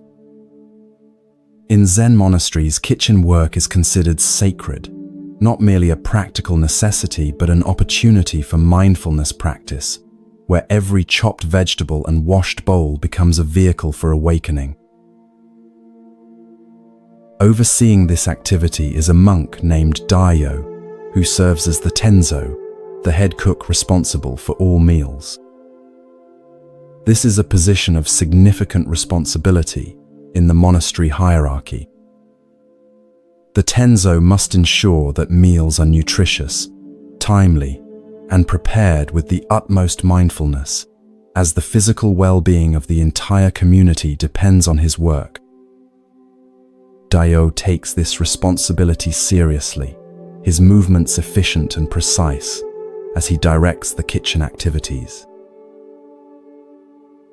As preparations for the morning meal near completion, Daio inspects each dish before it leaves the kitchen. One pot contains miso, the fermented soybean paste that forms the base of the daily soup. You notice a particular attention in Dairyo's examination of this dish. He seems to be checking its freshness with special care. According to monastery tradition, Bankei, as the abbot, is served first and separately from the other monks. His meals are prepared with special attention, not as a luxury but to support his teaching activities. This morning, as always, Dairyo personally arranges Bankei's tray, including a bowl of the fresh miso soup, before sending it to the master's quarters with a novice monk. Shortly afterward, the rest of the community gathers in the meditation hall for their meal, which begins and ends with ritual chants offering gratitude for the food. Eating takes place in mindful silence, with each monk fully present to the experience of nourishment. Later that morning, you observe an unusual scene outside the kitchen. Bankei himself approaches, carrying the tray from his breakfast. His expression is serious as he asks for Dairyo. When the head cook appears, Bankei holds out a bowl that still contains some soup. In the bottom of the bowl is a small dead lizard. A ripple of tension moves through the novice monks who have gathered to watch. Such a serious oversight, serving the master food containing something impure, could result in severe consequences. In the strict hierarchy of traditional Zen training, the head cook might be publicly reprimanded or even dismissed from his position. Dairyo approaches Bankei and looks at the dead lizard in the bowl. Without hesitation or defensiveness, he bows deeply. "I am sorry, Master," he says with genuine regret. Then, to everyone's astonishment, he takes the bowl from Bankei's hands, picks up the dead lizard, and eats it. He then drinks the remaining soup. A collective gasp rises from the watching novices. Eating something impure, especially something that had died in food, violates not just culinary standards, but deeper cultural and religious taboos in Japanese Buddhism. Daiyo's action seems incomprehensible. Bankei watches Daiyo with a still expression that reveals neither approval nor disapproval. After a moment of silence that seems to stretch into eternity, he simply nods once and returns to his quarters without another word. No punishment is given, no further mention made of the incident. Later that day, you overhear several novice monks discussing what they witnessed. They are trying to understand the meaning of Daiyo's shocking action and Bankei's response. One suggests that Daiyo ate the lizard out of fear of punishment. Another believes it was a demonstration of extreme asceticism. A third wonders if it was simply a desperate attempt to hide the evidence of his mistake. An elder monk who has trained under Bankei for many years overhears their speculation and joins their circle. "You have all missed the point," he says quietly. "What you witnessed was neither fear, asceticism, nor deception. Daiyo's action embodied true responsibility. When we truly take responsibility, we don't make excuses or point fingers. We eat the consequences of our actions, literally in this case." "But couldn't he have simply apologized?"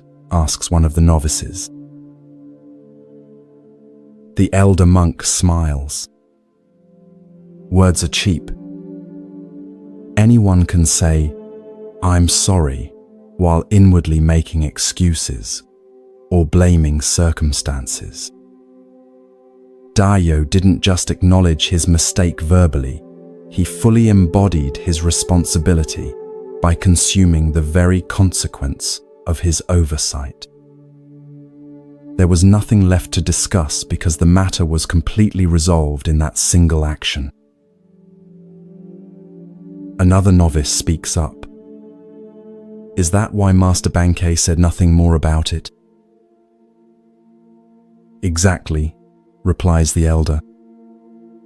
"When someone fully owns their mistake, without any trace of excuse or evasion, what more is there to say?" Bankei recognized Daiyo's profound understanding and responded with equal clarity by allowing the matter to be completely finished. This remarkable story illuminates the Zen approach to responsibility and error. In our usual thinking, we often respond to mistakes with a complex internal process.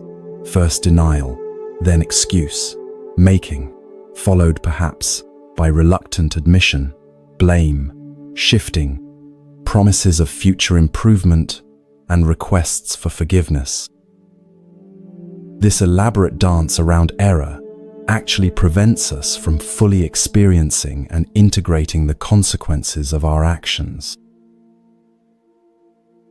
Daiyo demonstrates a radically different approach, what we might call eating the blame. Rather than engaging in explanation or justification, he literally consumes the evidence of his oversight. This physical act perfectly embodies the Zen principle of direct action without the intermediary of excessive thought or speech. There is a mistake. He acknowledges it. He consumes it completely. The matter is finished.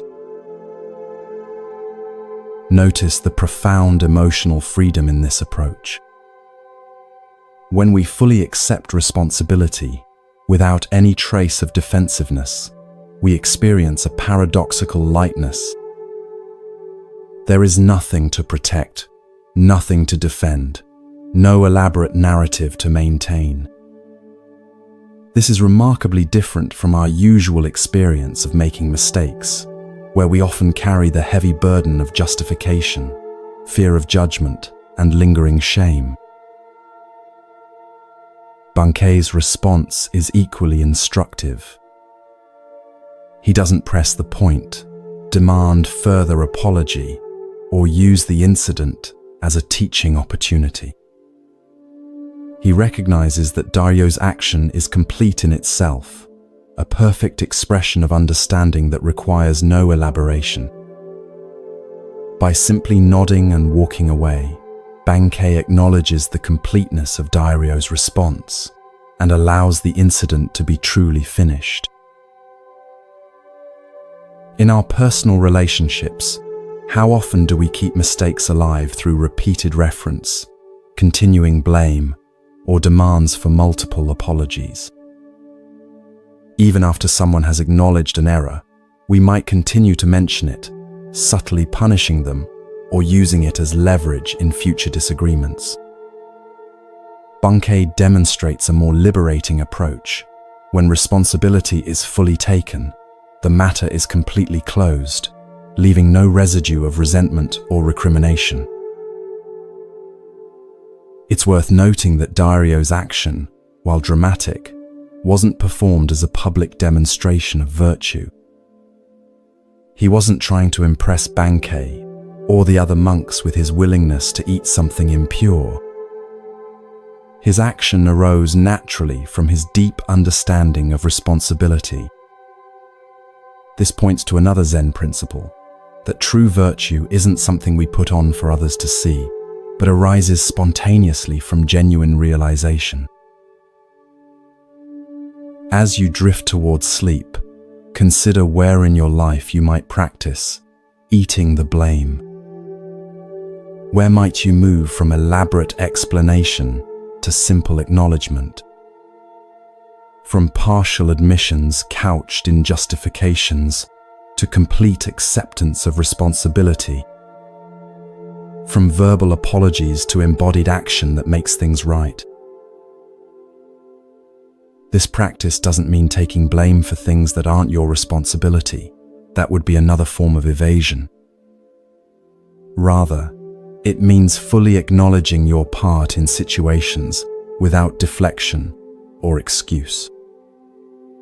Like Daryo with his lizard, you might find that when you fully consume your mistakes, rather than trying to explain them away, they are completely digested and transformed, leaving you lighter and freer to continue on your path. And like Bankei, you might discover that when others truly take responsibility, the most compassionate response is simply to allow the matter to be finished.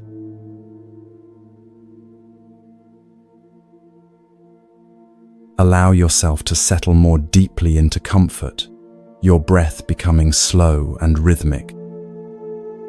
Feel the gentle weight of your body against the surface supporting you as your mind begins to drift.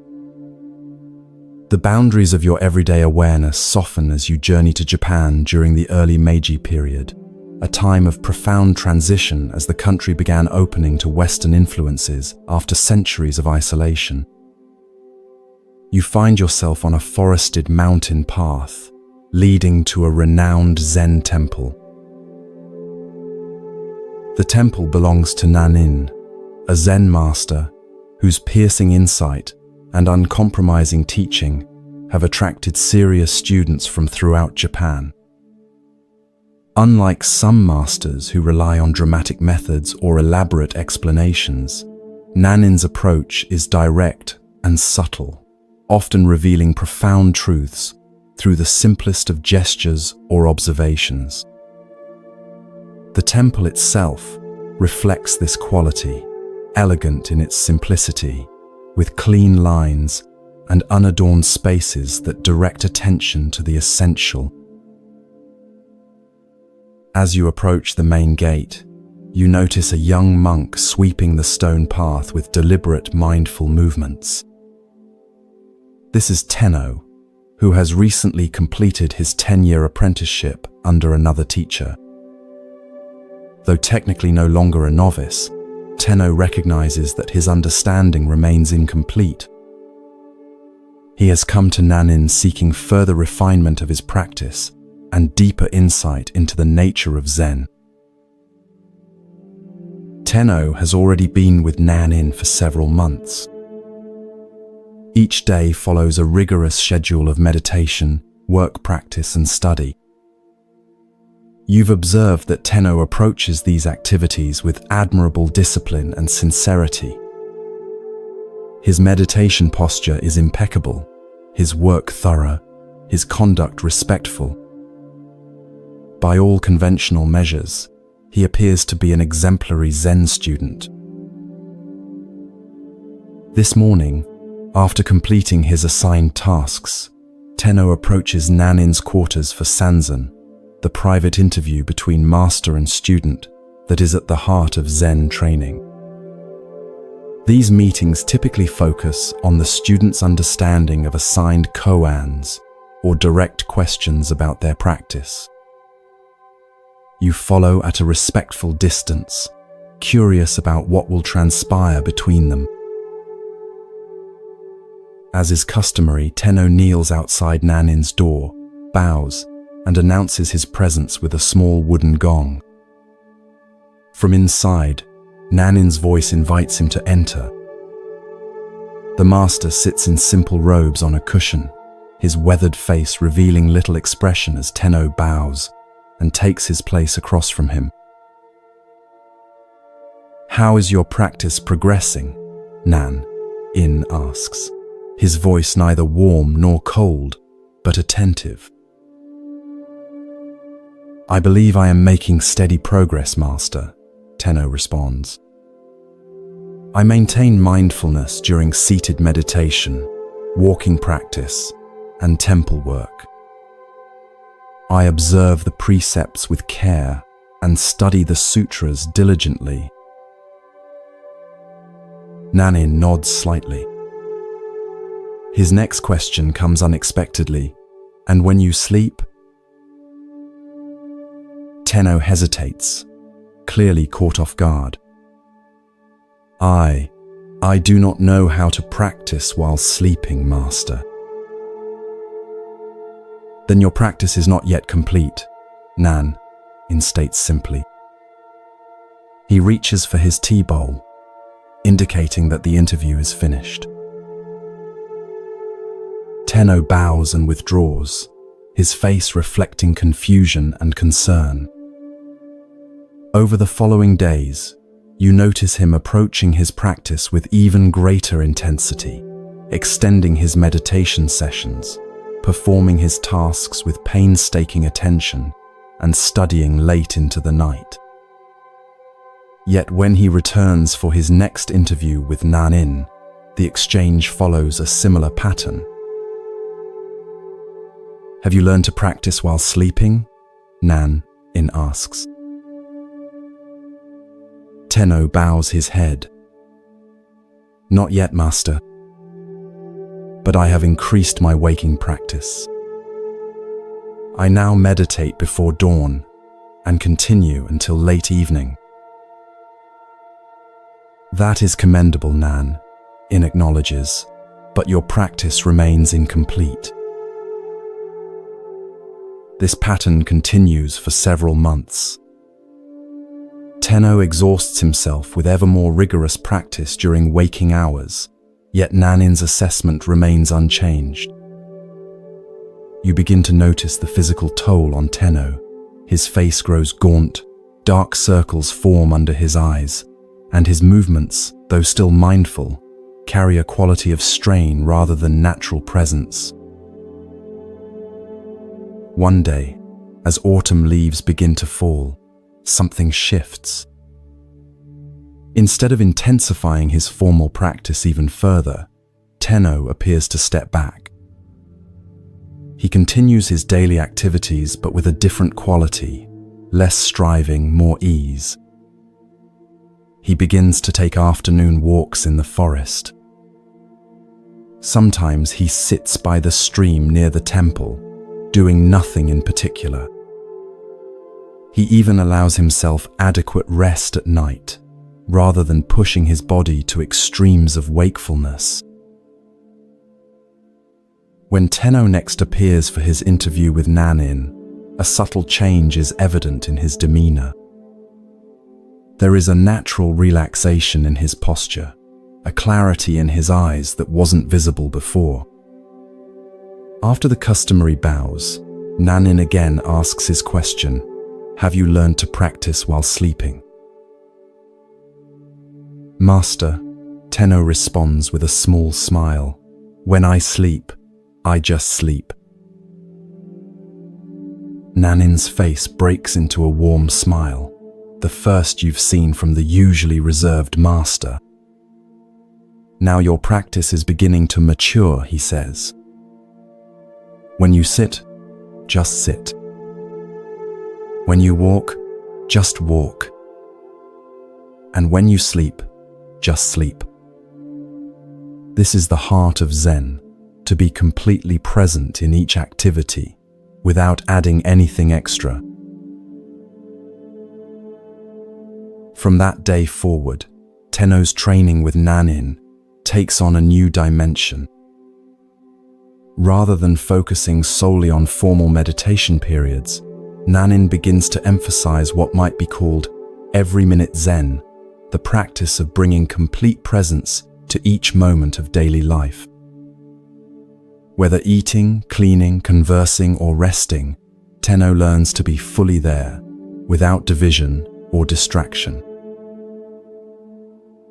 Years later, when Tenno has become a teacher in his own right, a student asks him about the most important turning point in his training.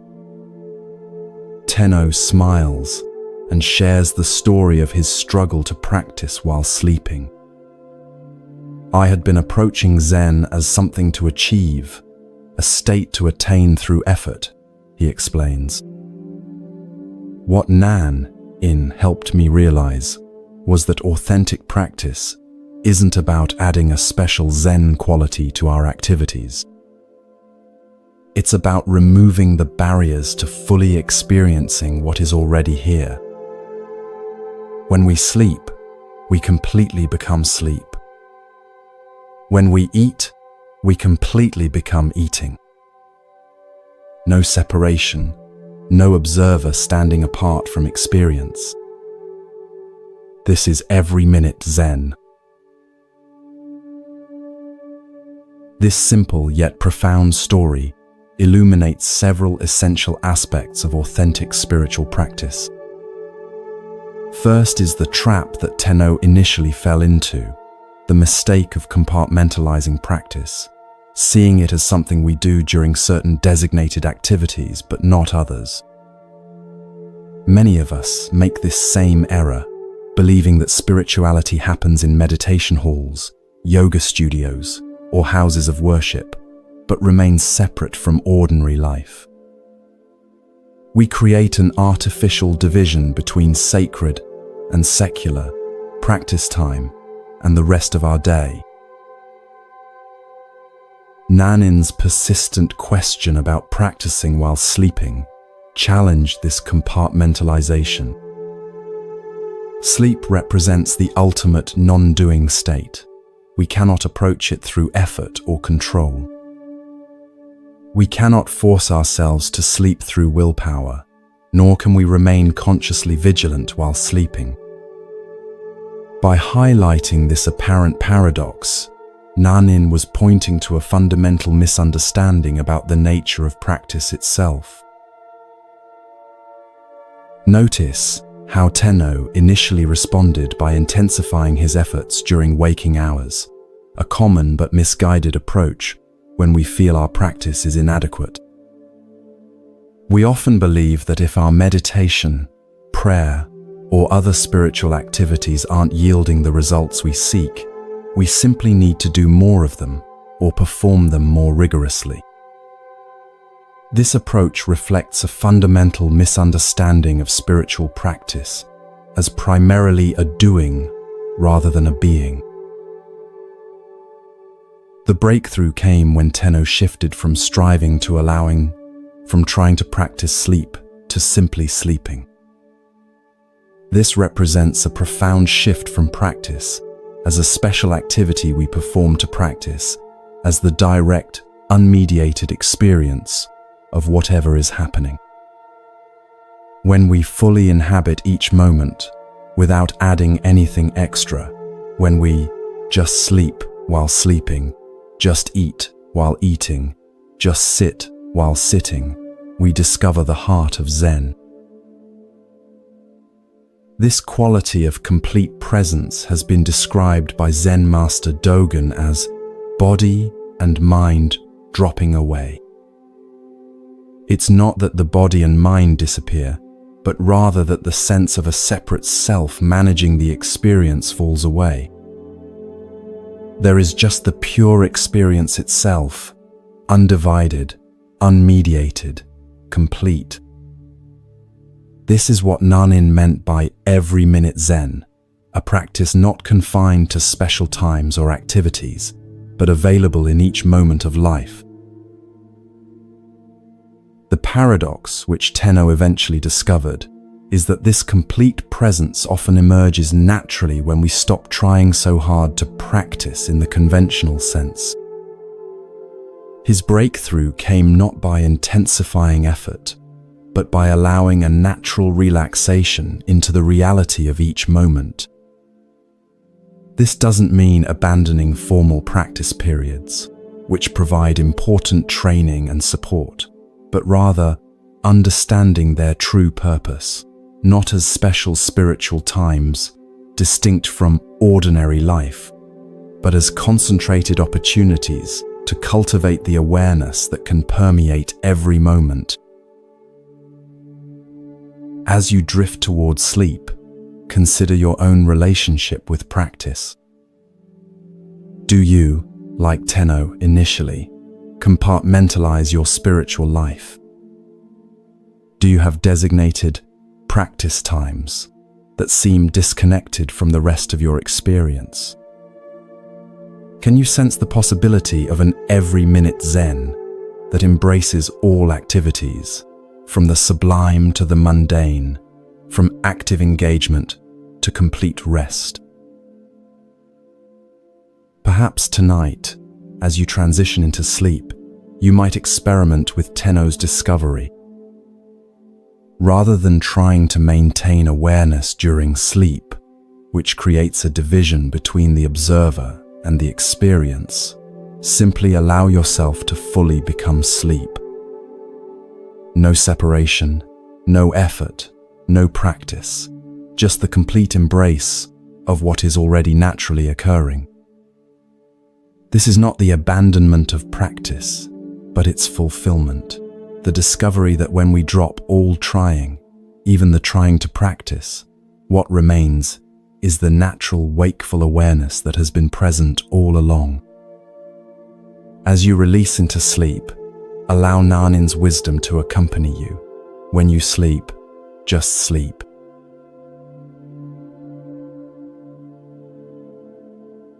Feel your body growing heavier, your breath slower and deeper with each passing moment.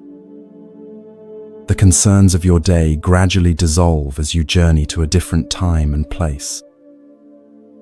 The familiar surroundings of your room fade away, replaced by the sights, sounds, and scents of ancient Japan. You find yourself approaching a modest temple nestled among pine-covered hills. This temple is known not for its grandeur or famous lineage, but for the wisdom of its elderly master.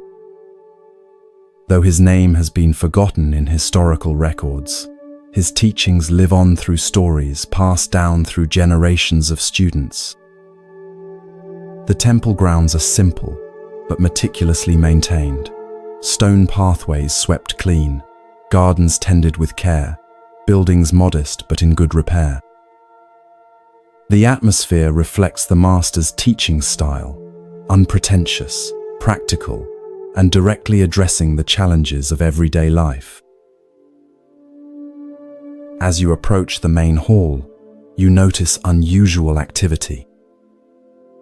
A prosperous merchant has arrived with his entourage, servants carrying elaborate gifts, fine horses tethered nearby, the merchant himself dressed in silk robes that mark his wealth and status.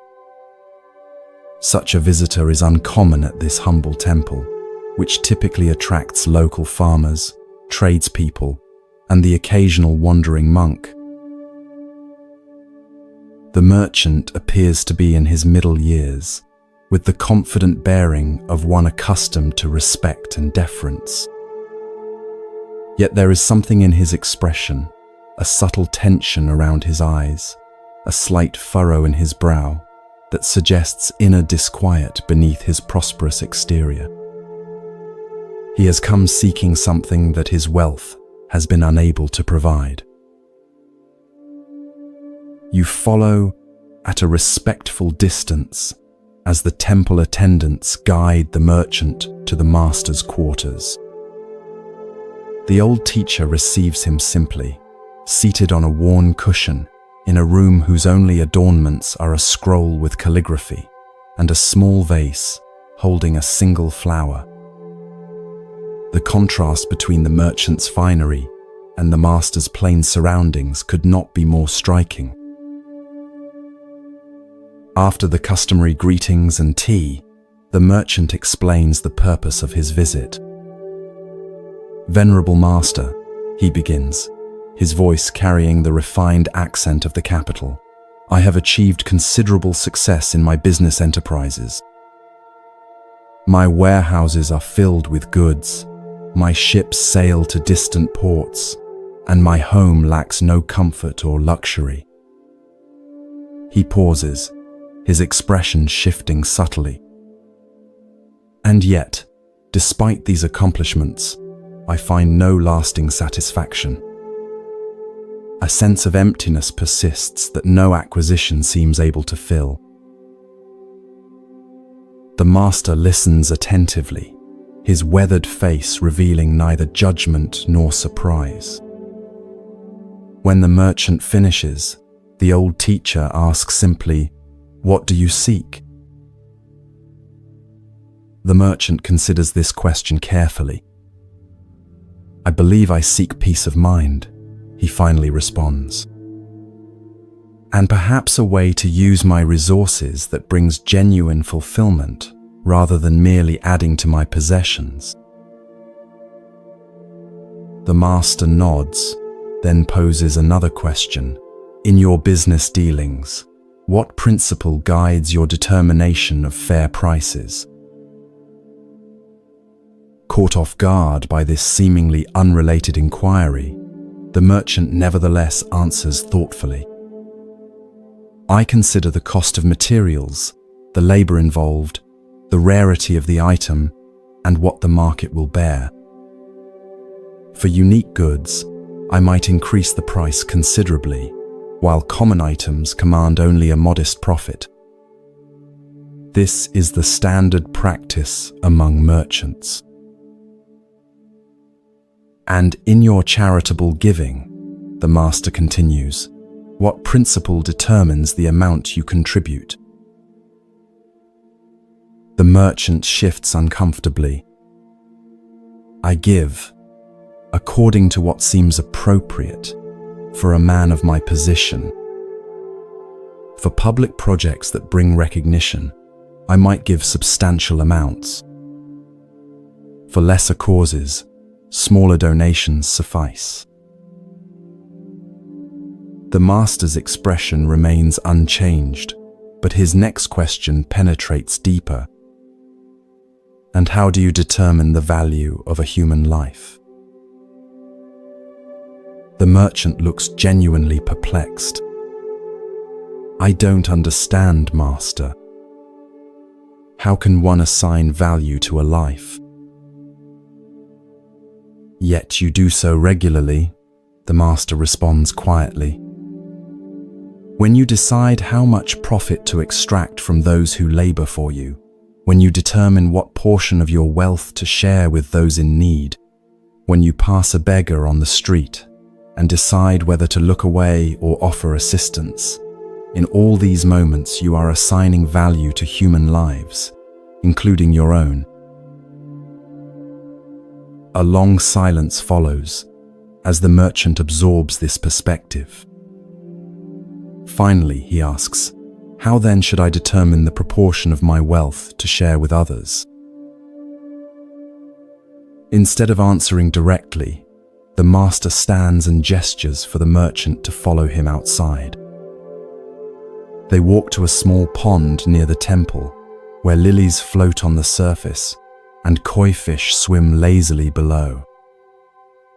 The master picks up a smooth stone from the path and hands it to the merchant. "Drop this into the pond," he instructs. The merchant does so, and they both watch as the stone breaks the surface, creating concentric ripples that spread outward across the entire pond. "The exact proportion," says the master, pointing to the ripples, "is this: to the extent that your actions honor the interconnectedness of all life, you will find the peace you seek. When you truly understand that your well-being and the well-being of others cannot be separated, just as these ripples cannot be contained to one part of the pond, authentic generosity naturally emerges. It is no longer a calculation of how much to give away, but a recognition that genuine wealth lies in creating ripples of benefit that extend beyond yourself." The merchant stands quietly by the pond, watching as the ripples gradually subside and the water returns to stillness, reflecting the sky above. Something shifts in his expression, a softening around the eyes, a release of the subtle tension he carried. Without speaking, he and the master return to the temple.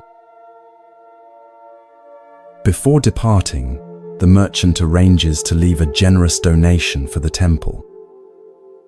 But more significantly, he speaks with the master about establishing a new approach to his business, one that will ensure fair compensation for workers, reasonable prices for customers, and systematic support for those in need throughout the regions where he conducts trade. These are not haphazard charitable gestures, but a fundamental restructuring based on the principle of interconnection that the master revealed through the ripples in the pond. Years later, the merchant's business enterprises become known not just for their commercial success, but for their positive impact on entire communities. The exact proportion that the master revealed has transformed not only the merchant's approach to wealth, but his experience of life itself. The emptiness that drove him to seek the master's guidance has been replaced by a sense of purpose and connection that no amount of mere acquisition could have provided. This story illuminates profound truths about our relationship with resources, generosity, and the nature of true fulfillment. At its heart is the recognition that we exist in a web of interconnection, where artificial boundaries between self and other obscure a deeper reality. The master's demonstration with the stone and pond offers a vivid metaphor for this truth. Just as ripples cannot be contained to one section of water, but naturally extend across the entire surface, our actions inevitably affect the larger whole of which we are part. The merchant's initial approach to charity, calculating appropriate amounts based on status, recognition, or social expectations, reflects how many of us think about giving. We ask, how much should I give? What's the right percentage? What's required or expected? These questions assume a fundamental separation between giver and recipient, between my resources and others' needs. They frame generosity as a transaction rather than a recognition of interconnection. The exact proportion revealed by the master transcends these calculations. It's not a formula or percentage, but a principle, Authentic generosity flows naturally from the recognition that our well-being is inseparable from the well-being of others. When we truly understand this, giving becomes less about charity in the conventional sense and more about honoring the reality of our interdependence. We recognize that creating conditions where others can thrive ultimately enriches our own experience as well.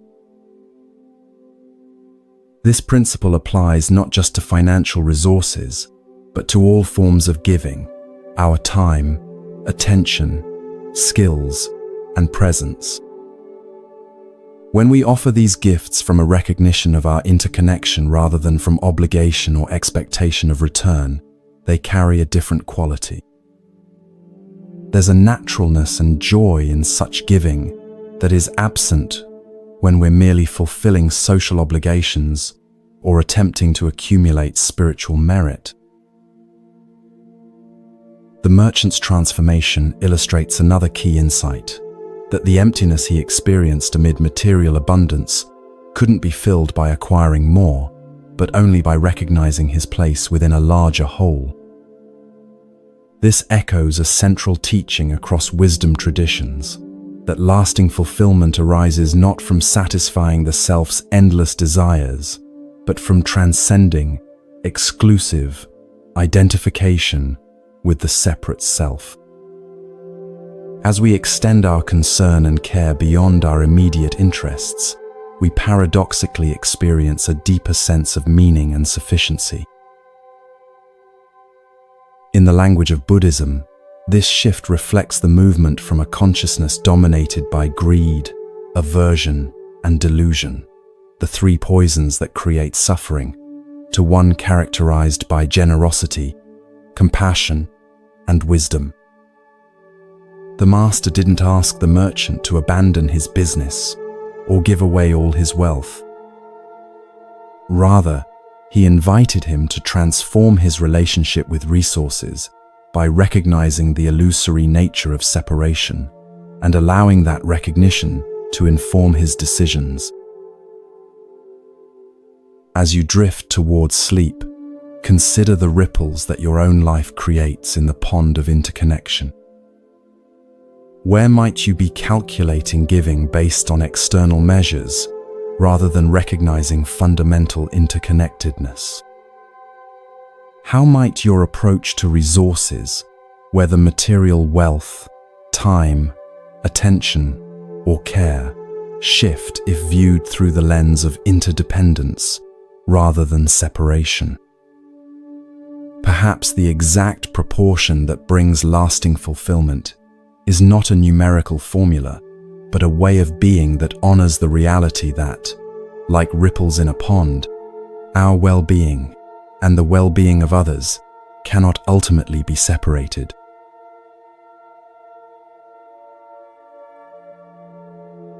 Feel yourself drifting deeper into relaxation, your body becoming comfortably heavy as your mind grows lighter. The boundaries between waking and dreaming begin to blur as you journey to feudal Japan, to a time when Zen Buddhism was flourishing throughout the country. The concerns of your day gradually dissolve as you find yourself approaching a mountain temple known for its rigorous training and the profound wisdom of its master. The temple is nestled among ancient cedars that sway gently in the mountain breeze. Stone lanterns line the path leading to its entrance, and the air carries the delicate scent of incense. Unlike the grand temples of Kyoto, this one is relatively modest, its beauty lying in its harmony with the natural surroundings rather than in elaborate ornamentation. This is a place dedicated to serious practice rather than ceremonial display. As you approach the main gate, you notice an unusual visitor arriving, a scholar dressed in the fine robes of the educated elite, accompanied by several attendants carrying scrolls and writing materials. This is clearly no ordinary pilgrim seeking simple spiritual guidance. The scholar's bearing suggests someone accustomed to academic debate and intellectual mastery, rather than the humble posture typical of those who come to study Zen. You learn from overhearing the temple monks that this visitor is a renowned philosopher and scholar who has written extensively on Buddhist doctrine. His commentaries on sutras are studied throughout the country, and his reputation for intellectual brilliance is matched only by his confidence in debate. He has come to challenge the temple's master, believing that through rigorous philosophical questioning, he can either expose limitations in the Zen approach or gain new insights to incorporate into his scholarly work. The scholar is escorted to the master's modest quarters. You follow discreetly, curious about how this encounter between intellectual prowess and Zen directness will unfold. The master, an elderly monk with a weathered face and clear eyes, receives the scholar without ceremony, inviting him to sit on a simple cushion across from his own. I have studied Buddhist texts extensively, the scholar begins, and have engaged in debate with masters of various schools. I find Zen's claim to transmission beyond words and letters philosophically problematic. If truth cannot be expressed in language, how can it be communicated at all? And if it can be communicated without words, why have Zen masters themselves written so many commentaries? The master listens attentively, neither impressed nor dismissive. When the scholar finishes his opening challenge, the master asks simply, "Would you like some tea?" Somewhat taken aback by this seemingly irrelevant response, the scholar nevertheless agrees. As the master prepares the tea with mindful movements, the scholar launches into a detailed critique of Zen methodology, citing apparent contradictions between different masters' approaches and questioning the efficacy of meditation compared to intellectual analysis. The master places a cup of tea before the scholar without comment and returns to his seat. Undeterred, the scholar continues his philosophical questioning, touching on the nature of Buddha nature, the problem of dualistic thinking, and the paradoxes inherent in seeking enlightenment through practice.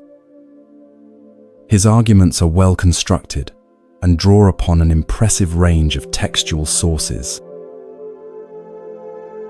Throughout this intellectual barrage, the master remains silent, neither agreeing nor disagreeing, neither defending Zen nor criticizing the scholar's approach.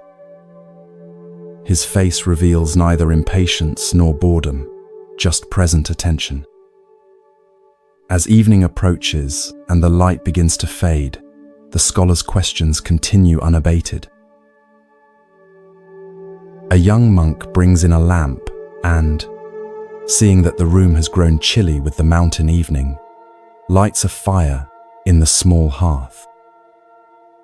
The master occasionally tends the fire with a poker, but offers no response to the scholar's increasingly frustrated attempts to elicit a definitive answer to his philosophical challenges. Hours pass. The scholar, determined to receive some form of engagement, continues his questioning past midnight. His attendants have long since retired to the quarters provided for them, but the scholar remains, his intellectual persistence matching the master's silent endurance. The fire burns low, casting gentle shadows across the simple room. Near dawn, the scholar, exhausted but still determined, poses what he considers his most penetrating question. What is the essential nature of mind itself, beyond all conceptual formulations? At this, the master suddenly stands, takes the fire poker, and holds it up before the scholar's face. "Do you see this poker?" he asks, breaking his night-long silence. "Of course I see it," replies the scholar, perplexed by this simple question after hours of sophisticated philosophical inquiry. In a swift motion, the master lightly taps the scholar on the shoulder with the poker and says, "Then you have your answer. The poker is iron, forged in fire, cooled in water, and now warm from the flame. It is exactly what it is, nothing added, nothing taken away. Your mind, in this moment of direct perception, is no different." The scholar stares at the poker, then at the master. Something shifts in his expression, a subtle release of tension, a softening around the eyes. The night-long stream of conceptual thinking seems to pause, and in that space of mental quietude, a different kind of understanding begins to dawn. For perhaps the first time, he experiences the directness the master has been demonstrating through his silence. "I have been circling around what is directly before me," the scholar says quietly. Like someone dying of thirst while discussing the chemical properties of water instead of drinking from the stream at his feet. The master nods, a gentle smile crossing his face. "Your intellectual understanding is impressive," he acknowledges. But Zen points to what is prior to understanding, the direct experience that no concept can contain. The fire poker is not a metaphor or a philosophical position. It is just this poker, and your direct perception of it is just this mind. As the first light of dawn filters through the paper windows, the scholar bows deeply to the master. His demeanor has changed, less certain perhaps, but somehow more present. He remains at the temple for several weeks, setting aside his scrolls and philosophical treatises to engage in meditation and simple work alongside the other monks.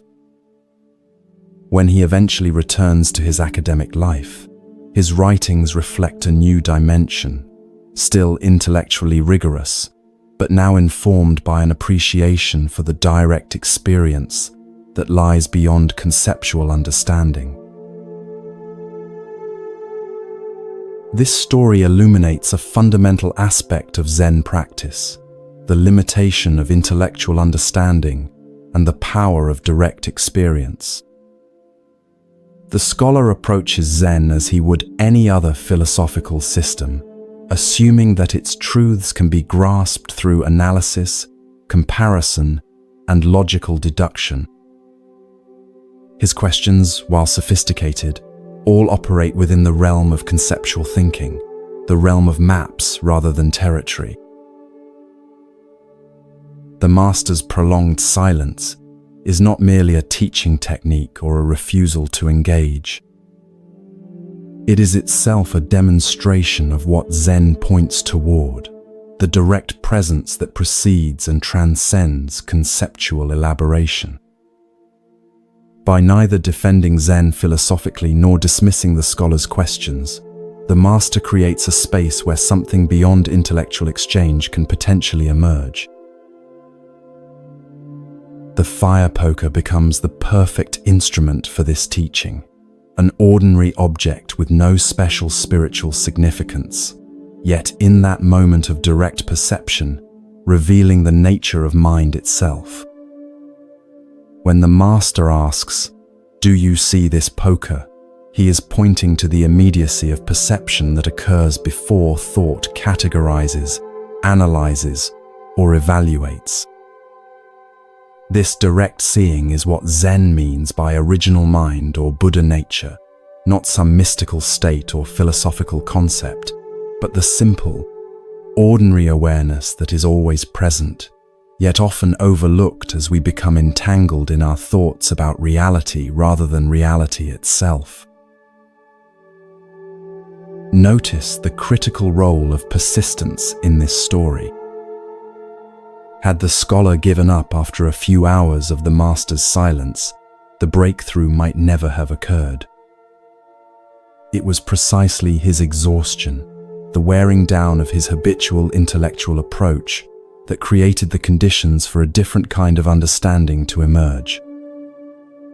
Sometimes, our most cherished mental habits must be exhausted before we can experience the simplicity that lies beyond them.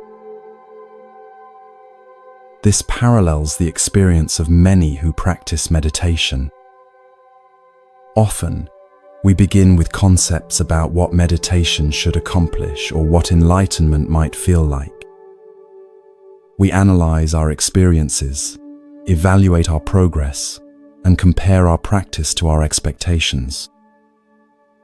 Only when this conceptual approach is thoroughly exhausted, often after many hours on the cushion, does the mind naturally settle into direct presence, neither grasping at experiences nor rejecting them, simply being with what is. The scholar's realization that he has been circling around what is directly before me reflects a universal human tendency. We often become so engrossed in our thoughts about reality that we miss the direct experience of it. We analyze relationships instead of being fully present with others, theorize about happiness rather than noticing moments of contentment when they arise, accumulate spiritual concepts instead of living from the awareness that all such concepts attempt to describe. The master's acknowledgement of the scholar's intellectual abilities is significant. Zen doesn't reject intellectual understanding, it simply recognizes its limitations. Concepts and analyses have their place. They help us organize experience, communicate with others, and solve practical problems. But they are tools rather than the truth itself, maps rather than the territory they represent. When we mistake the map for the territory, when we confuse our concepts about reality with reality itself, we remain trapped in what Zen calls the ghost cave of conceptual thinking. As you drift towards sleep, consider where in your own life you might be circling around what is directly before you. Perhaps you've read many books about mindfulness without experiencing the simple presence of this moment. Maybe you've analyzed a relationship extensively without being fully present with the actual person. Or perhaps you've accumulated spiritual concepts while overlooking the awareness in which all concepts appear. The fire poker is always right here, in the sound of your breath, the feeling of your body against the bed, the simple awareness that witnesses all experience. No special state is required to access this directness.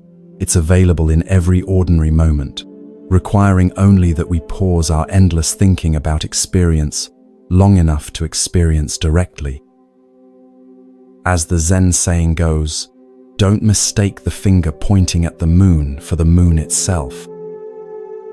All spiritual teachings, including this story, are merely fingers pointing toward the direct experience that is always available, always present, waiting to be recognized beneath the stream of our thoughts about it.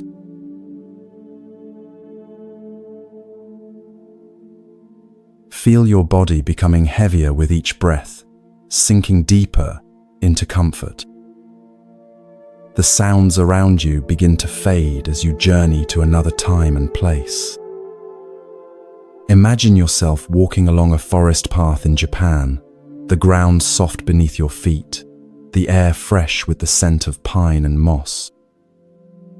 Bird songs echo through the trees as sunlight filters through the canopy in golden shafts. You follow the winding path until it opens onto a small clearing where a modest temple stands. This is not one of Japan's grand ornate temples.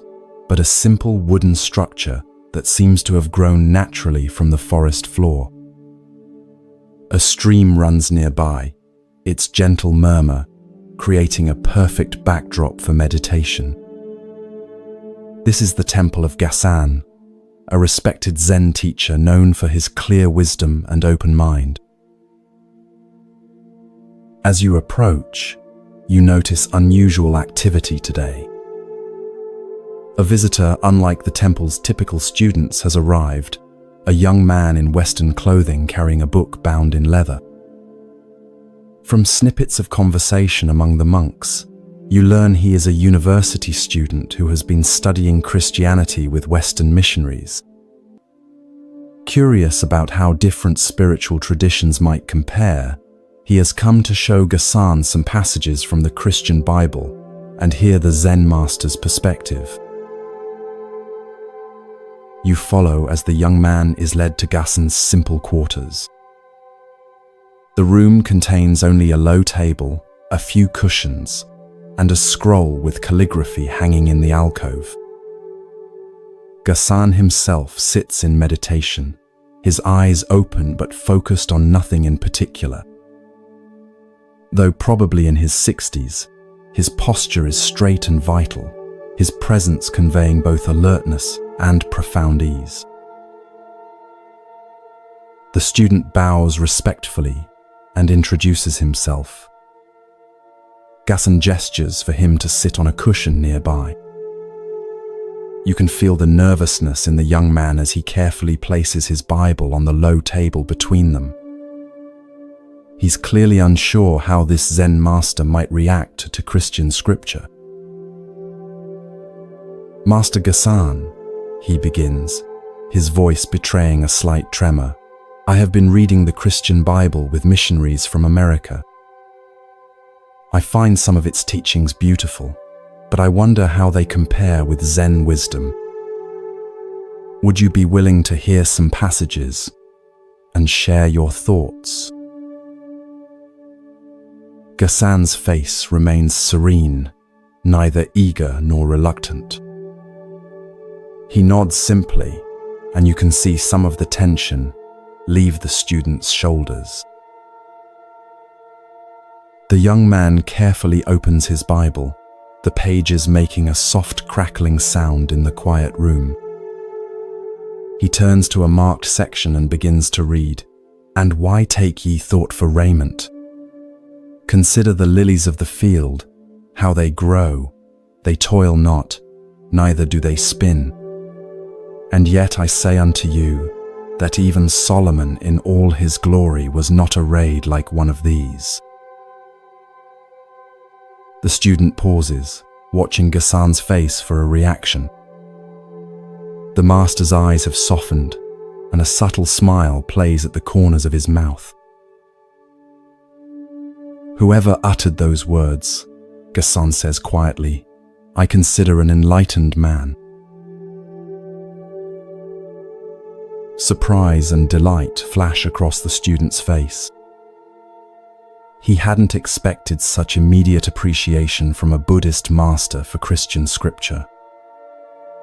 Encouraged, he turns to another passage and continues reading,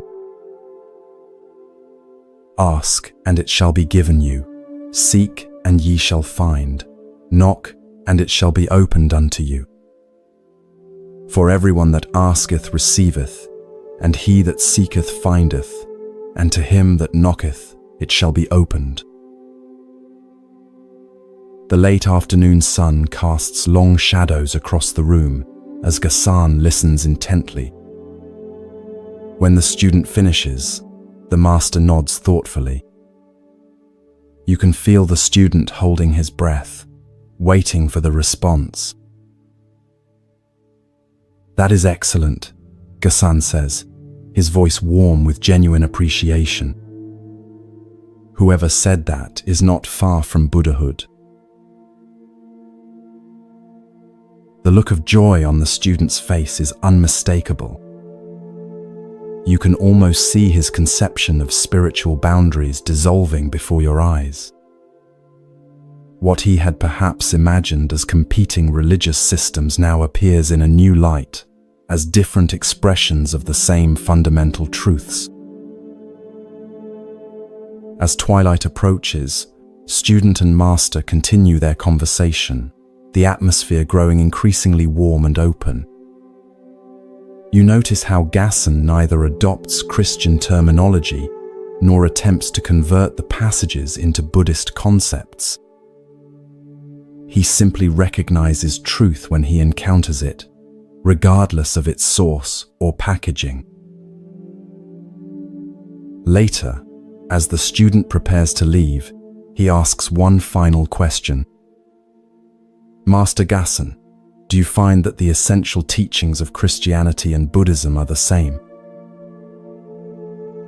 Gasson looks at him with clear eyes that seem to see far beyond the surface of things. Truth is truth, he replies simply. When we recognize the lilies of the field in their suchness, when we understand the nature of seeking and finding, these insights transcend any single tradition.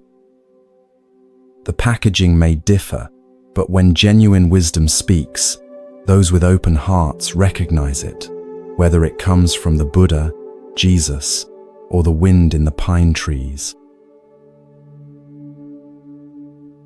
As the student bows and departs, you notice how differently he carries himself, more lightness in his step, more openness in his face. He came seeking comparison and perhaps validation of one tradition over another. He leaves with something far more valuable, a glimpse of the universal truth that all genuine spiritual paths point toward. This simple yet profound encounter reveals much about the nature of true spiritual understanding. Gasson demonstrated what we might call religious literacy, the ability to recognize wisdom, regardless of its source or the tradition from which it emerges. Rather than getting caught in doctrinal differences or theological debates, he went straight to the heart of the teachings themselves. The passages the student read contain insights that align perfectly with Zen understanding. Consider the lilies of the field, points to the natural perfection that exists prior to human striving, what Zen might call our original nature, that needs no adornment or improvement.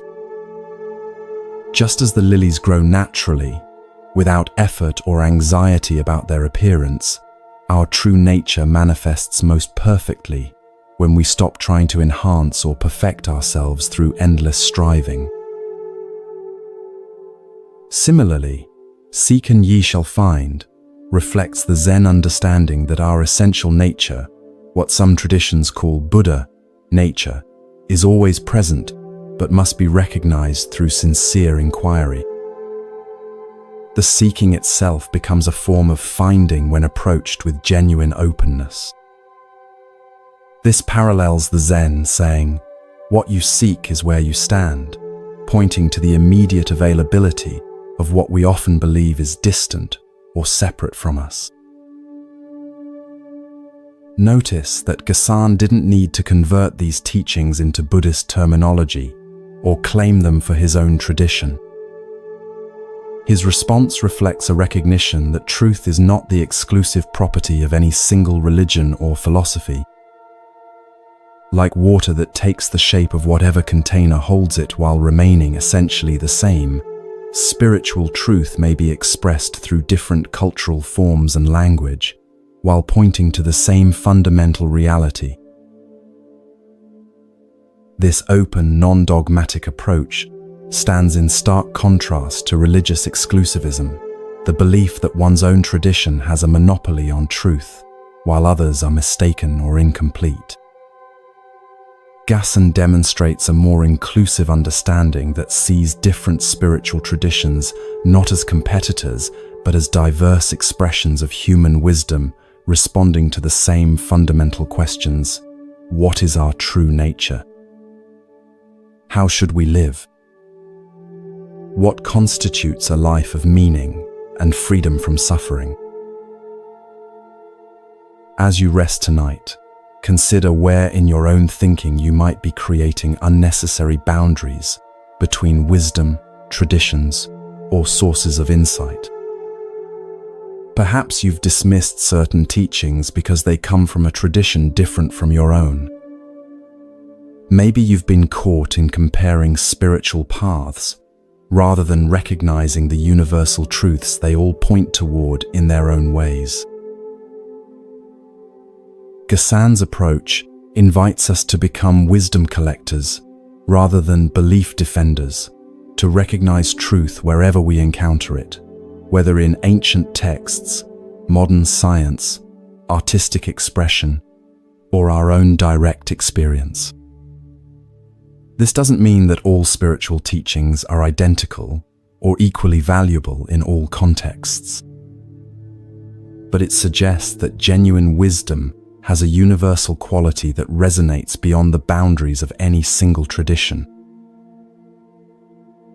As your awareness drifts towards sleep, imagine yourself sitting in Gassan's simple room, sunlight filtering through paper windows, the sound of the stream mixing with birdsong outside. Feel the openness that comes when we stop deciding in advance where truth can and cannot be found. Like Gassan, we might discover that wisdom speaks in many languages, and that an open heart recognizes its voice, regardless of the words it uses. This recognition doesn't diminish our own tradition, but enriches it, connecting us to the larger human quest for understanding that transcends all boundaries of time, culture, and belief.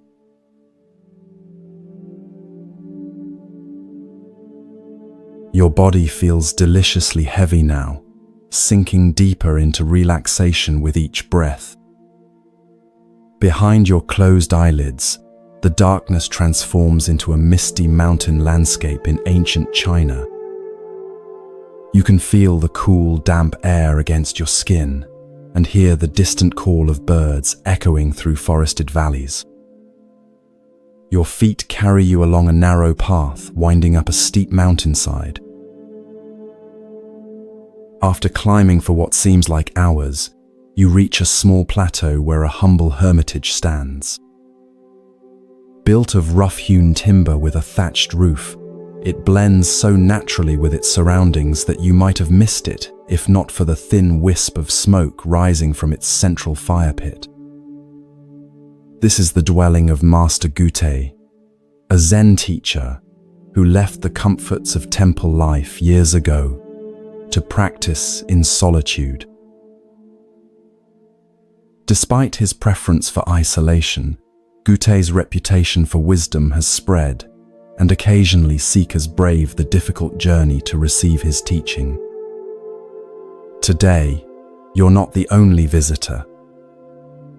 Just ahead of you on the path walks a young monk, his simple robe dusty from travel, determination evident in his steady pace. As you both approach the hermitage, the door slides open.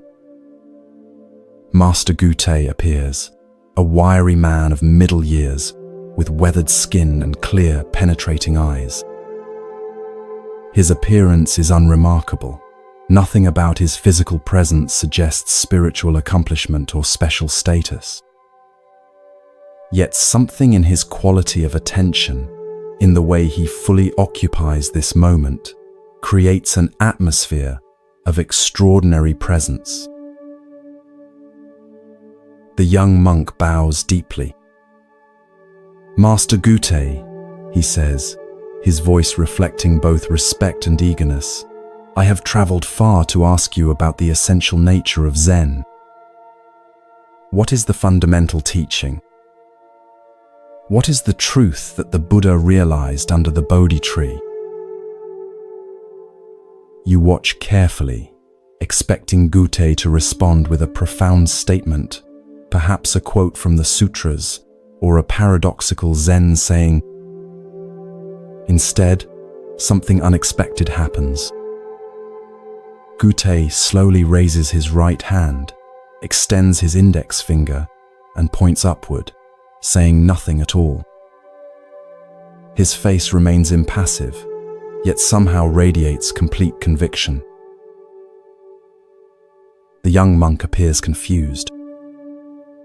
He waits for further explanation, but none comes. Gute simply stands there, finger raised, in eloquent silence. After several moments, the monk bows again and backs away, clearly unsure what to make of this strange response. You follow the young monk as he makes his way to a small meditation hut nearby, provided for visitors who wish to stay and practice. For several days, he sits in meditation, occasionally walking in the surrounding forest. You can almost see the wheels turning in his mind as he attempts to decipher the meaning of Gute's finger. Is it pointing to the sky? To the oneness of all things? Is it a symbol to be understood, or is the gesture itself the teaching? The monk approaches Gute several more times, asking follow-up questions, seeking clarification. Each time, regardless of what is asked, Gute responds only by raising his index finger. Nothing more. You notice how the raised finger itself begins to take on a mysterious power, not as a conceptual explanation, but as a direct expression of something beyond words. Weeks pass. The monk remains at the hermitage, helping with daily chores, carrying water from the stream, chopping firewood, preparing simple meals. Throughout these activities, he continues to contemplate the meaning of the master's finger.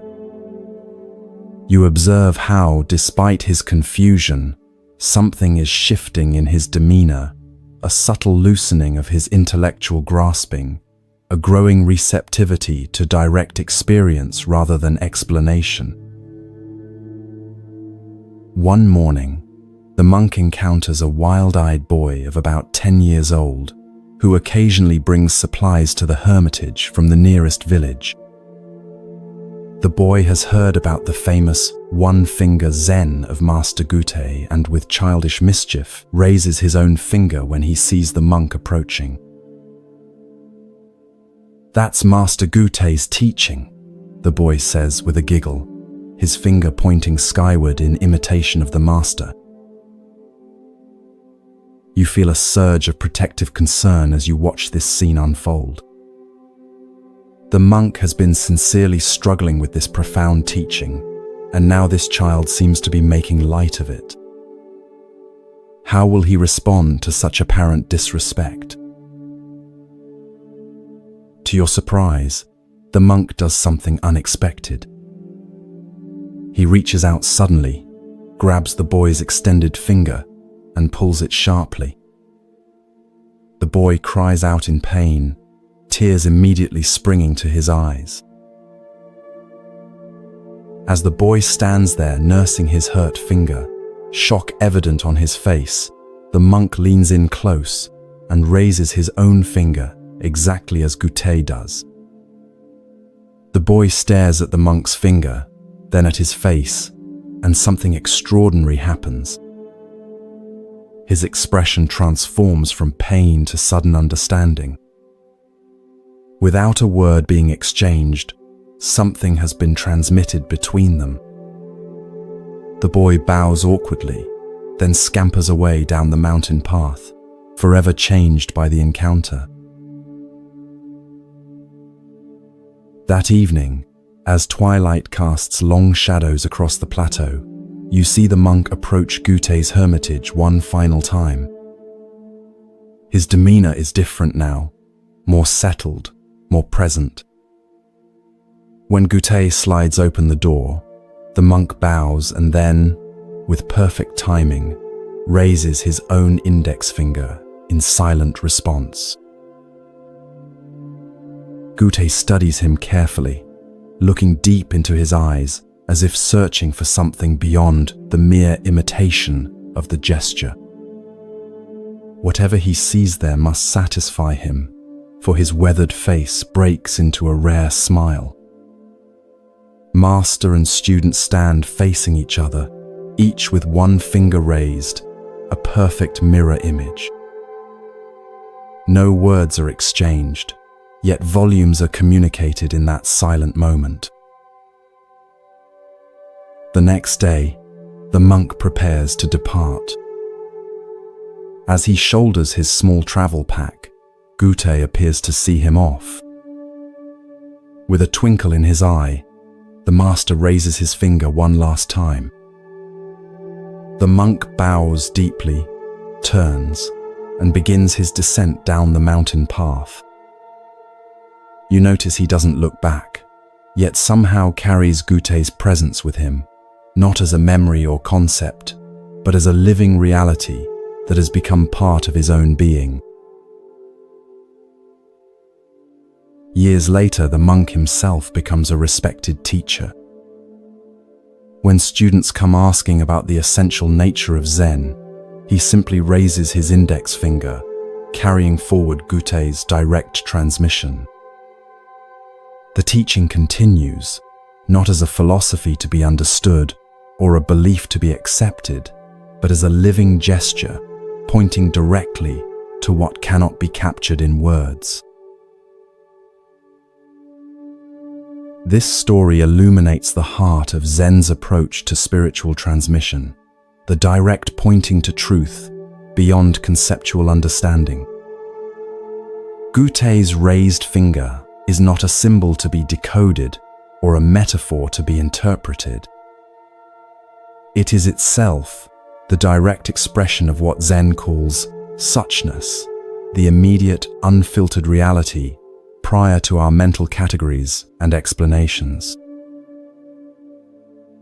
Notice how the young monk initially approached Gute with questions that assumed truth could be packaged in concepts. What is the fundamental teaching? What is the truth that the Buddha realized? These questions reflect our common assumption that spiritual understanding is primarily about acquiring the right ideas or beliefs. Gute's finger cuts through this assumption, offering not an explanation, but a direct pointing to reality itself. The monk's journey from confusion to understanding parallels the path many of us walk in spiritual practice. At first, we try to grasp teachings intellectually to fit them into our existing frameworks of understanding. We want explanations, systems, practices that promise specific results.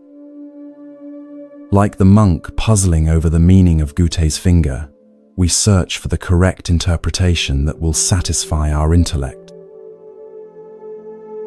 True understanding often arrives unexpectedly, not through accumulating more concepts, but through direct experience that bypasses conceptual thinking altogether. For the monk, this breakthrough came through his interaction with the boy, an encounter that moved him from intellectual contemplation to spontaneous, embodied action. In that moment, the finger ceased to be something to understand and became something to live. The physical sensation of your own finger is available right now as you rest. Can you feel the pulse of blood moving through it? The subtle warmth? The way it connects to your hand, your arm, your entire body? This direct, non-conceptual awareness is what Gute was pointing to, not with explanations, but with the finger itself.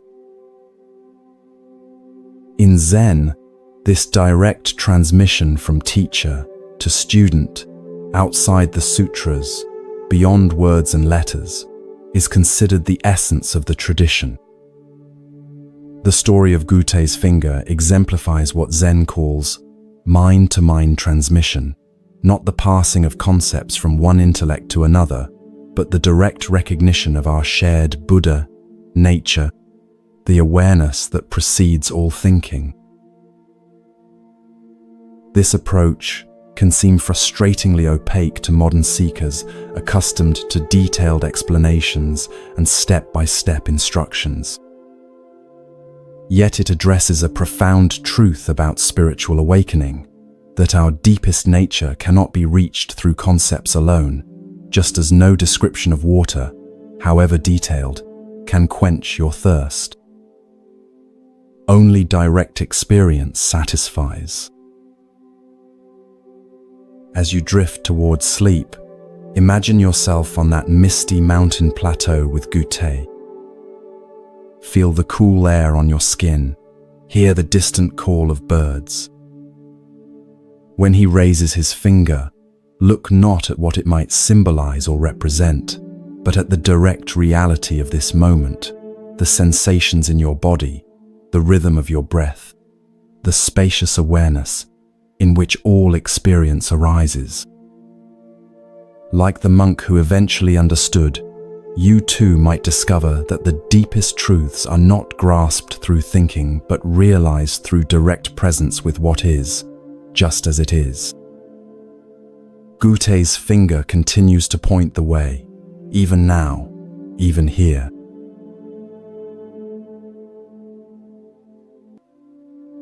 Feel your body growing heavier with each breath, your mind drifting into a state of peaceful receptivity.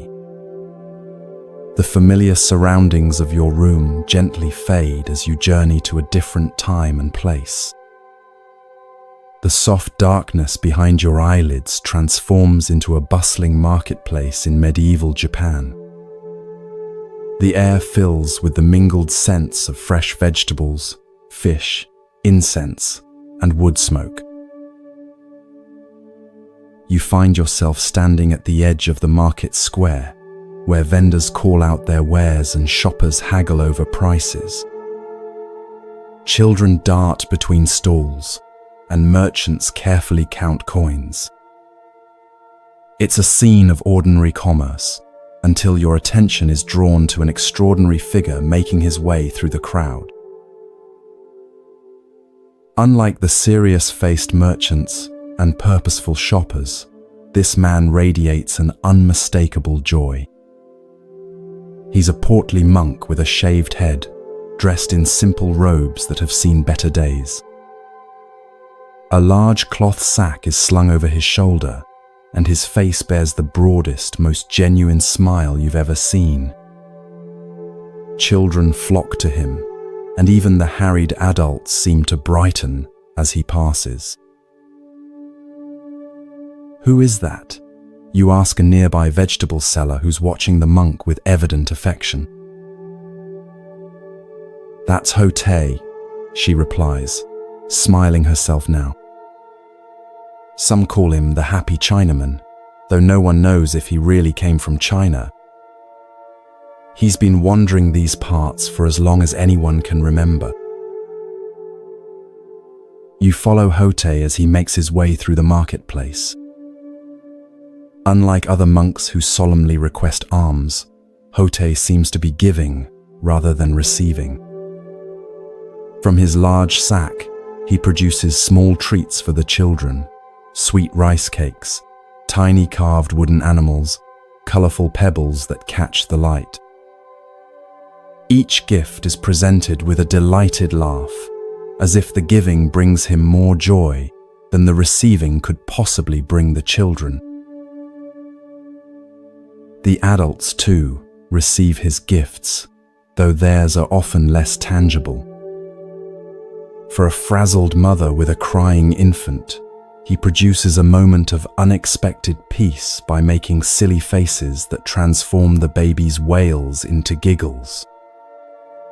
For a merchant whose vegetables are beginning to wilt in the afternoon sun, he creates a makeshift shade from his own wide-brimmed hat.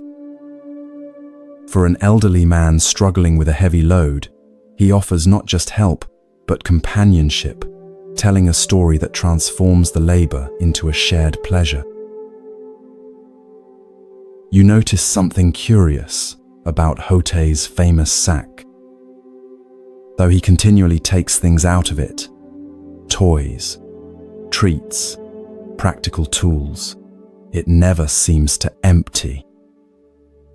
And though people frequently give him small offerings of food or simple items, which he accepts with genuine gratitude, the sack never appears to get fuller. It's as if the contents maintain a perfect balance, neither depleting nor accumulating. As evening approaches and the market begins to close, Hotei finds a spot beneath a large tree at the edge of the square. He settles his substantial form on the ground with surprising grace, places his sack beside him, and closes his eyes, still smiling. Several children linger nearby, clearly reluctant to leave his presence. One bold little girl approaches and tugs at his sleeve. "Hotei-san," she asks, "why are you always so happy?" Hotei opens his eyes and regards her with such warmth that you can almost feel it from where you stand. "Because there is nothing to be unhappy about," he replies, his voice rich and resonant. The girl frowns, clearly unconvinced. "But sometimes sad things happen," she persists. "Sometimes people are mean, or things break, or it rains when you want to play outside." Hotei nods thoughtfully. "Yes, all these things happen," he agrees. "But being unhappy about them is like carrying 2 sacks instead of 1. He pats the cloth bag beside him. "This sack I carry holds everything I need for today, no more, no less. If I carried another sack filled with worries about yesterday and fears about tomorrow, I would be too burdened to play with you or enjoy this beautiful evening." The girl considers this, her small face serious. "But how do you put down that second sack?" she asks. Hotei's laugh rings out, full of genuine delight at her wisdom.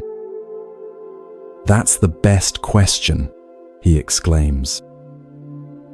"You put it down by noticing when you're carrying it. Right now, for instance, are you carrying that heavy second sack, or are you simply here with me under this tree?"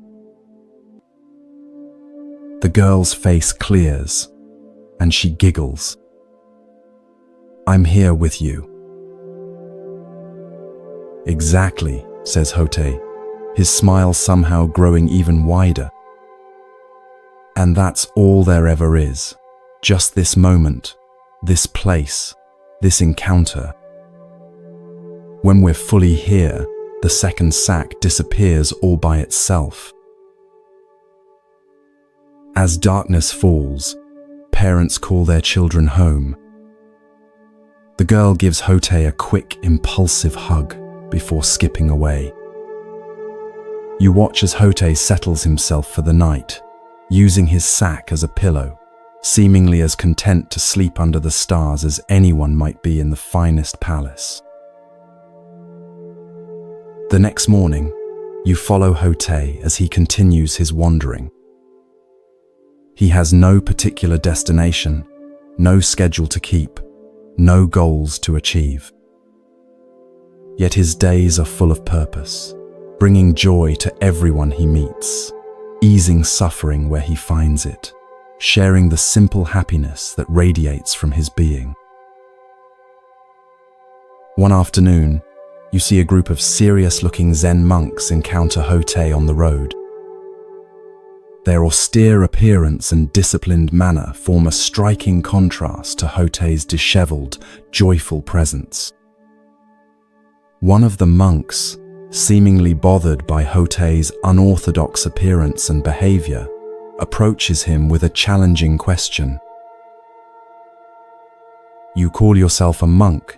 the stern monk says. yet you follow none of the traditional practices. You don't live in a monastery. You don't perform proper rituals. You laugh and play instead of maintaining dignified silence. What is the meaning of Zen to you? Hotei says nothing. Instead, he simply puts down his sack. He stands there, empty-handed, his smile as natural as the sun in the sky, his presence radiating a wordless contentment that needs no explanation or defense. The questioning monk's expression shifts, first confusion, then a dawning recognition. Something in Hotei's simple gesture and unshakable presence has communicated more than 1,000 sutras could convey. The monk bows deeply, a new humility evident in his posture. When he straightens, his own face has softened, a small smile beginning to form.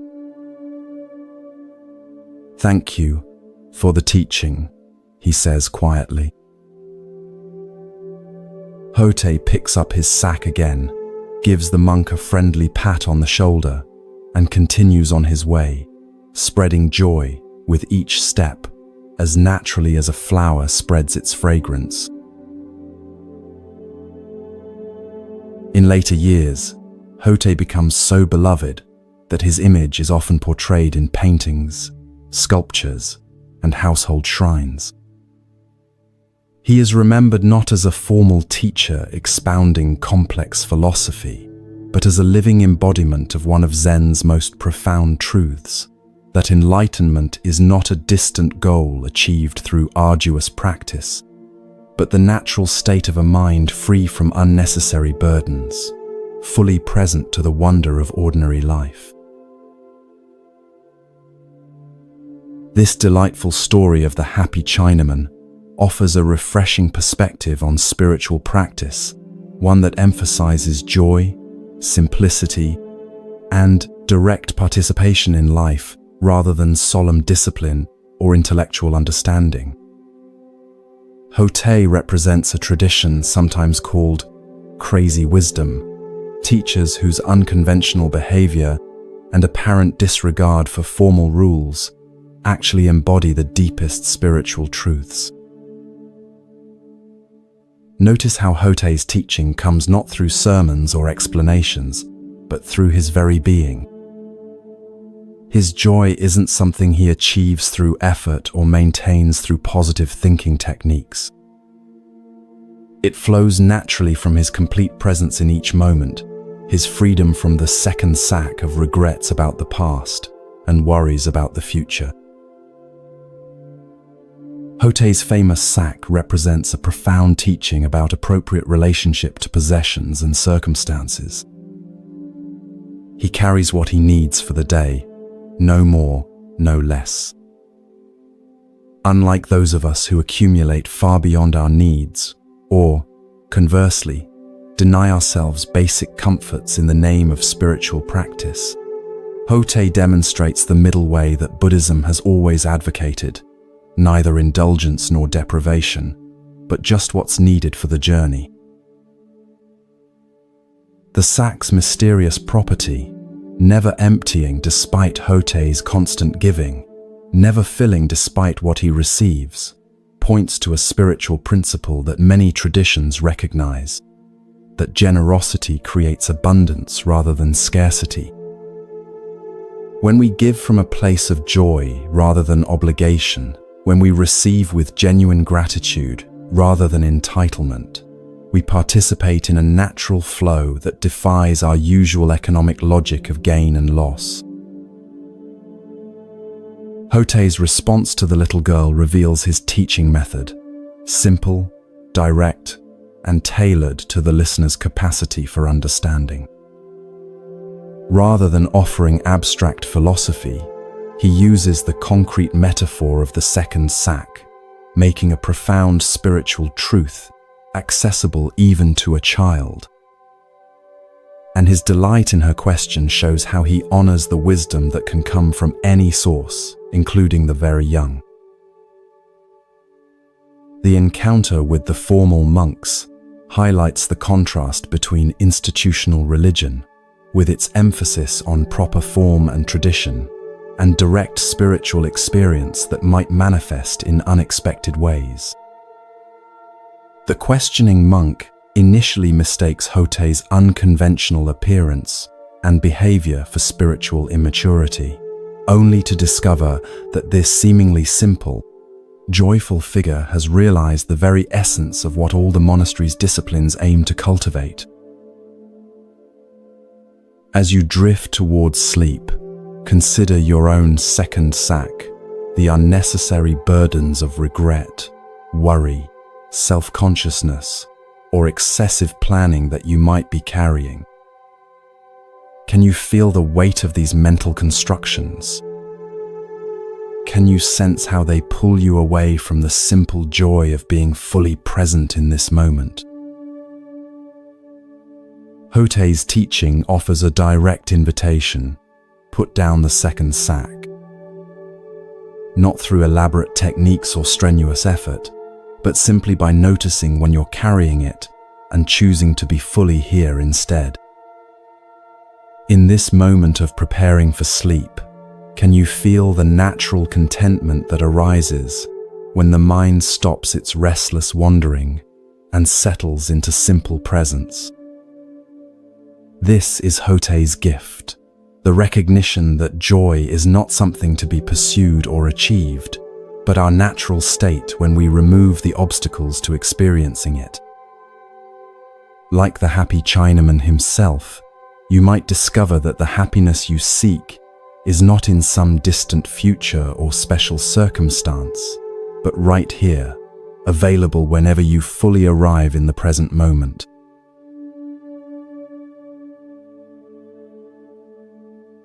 Feel your body melting into deep relaxation, each breath taking you further into tranquility. As the concerns of your day dissolve, allow your mind to journey to ancient Japan, to a time when Zen teachings were flourishing throughout the land. The familiar surroundings of your room transform into a serene mountain landscape, where a small Zen temple nestles among towering pines. Mist drifts through the valleys below as morning sunlight gilds the temple's curved roof.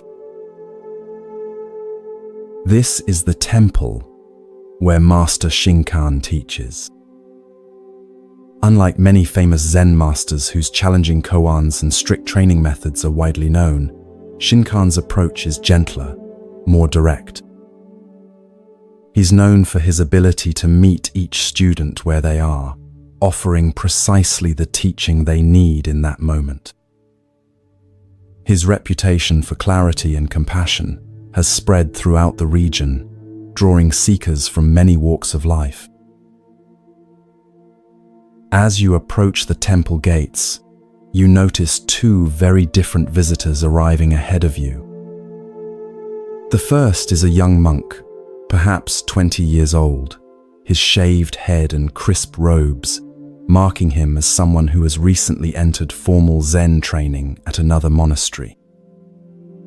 His posture is perfect, his movements controlled and mindful. He holds a small bundle containing, you imagine, sutras and notes from his studies. The second visitor is an elderly man, his weathered face and calloused hands suggesting a lifetime of physical labor. Though clearly well into his 50s, he moves with the easy strength of someone accustomed to daily work. His clothes are simple but clean, the garb of a farmer or tradesman rather than a religious seeker. Unlike the young monk, he carries nothing but a small cloth bundle that might contain a midday meal. Both visitors have come to seek Master Shinkan's guidance, though for different reasons. You follow them into the temple courtyard, curious about how the master will respond to their questions. The young monk is received first, shown to the master's modest quarters by an attending student. Through open screens, you can see Shinkan seated on a simple cushion. Though probably in his 60s, he sits straight as a pine tree, his face reflecting both the strength forged through decades of practice and the gentleness that comes from deep understanding. The young monk bows formally before taking his place opposite the master. Venerable teacher, the young monk begins, his voice carrying the slight nervousness of one addressing a renowned master. I have studied the Tendai school of meditation for 6 years before beginning Zen practice. I have memorized many sutras and mastered several forms of meditation. But there is one teaching from the Tendai school that continues to perplex me. Shinkan nods encouragingly, his eyes attentive. The Tendai texts claim that even grass and trees will become enlightened. The monk continues. This seems very strange to me. How can non-sentient beings like plants achieve Buddha nature? They have no minds with which to practice meditation, no consciousness to realize enlightenment. Can you explain this teaching? You watch as a subtle smile crosses Shinkan's face, not mocking but gently amused, as if the young monk has inadvertently revealed something significant through his question. The master is silent for a moment, studying the earnest face before him. Of what use is it to discuss how grass and trees become enlightened? Shinkan asks, his voice gentle but direct. The question is how you yourself can become so. The young monk appears momentarily taken aback by this response, which neither confirms nor denies the Tendai teaching, but shifts the focus entirely. He opens his mouth as if to ask a follow-up question, then closes it again, seeming to sense that pressing for a more elaborate answer would miss the point of Shinkan's response.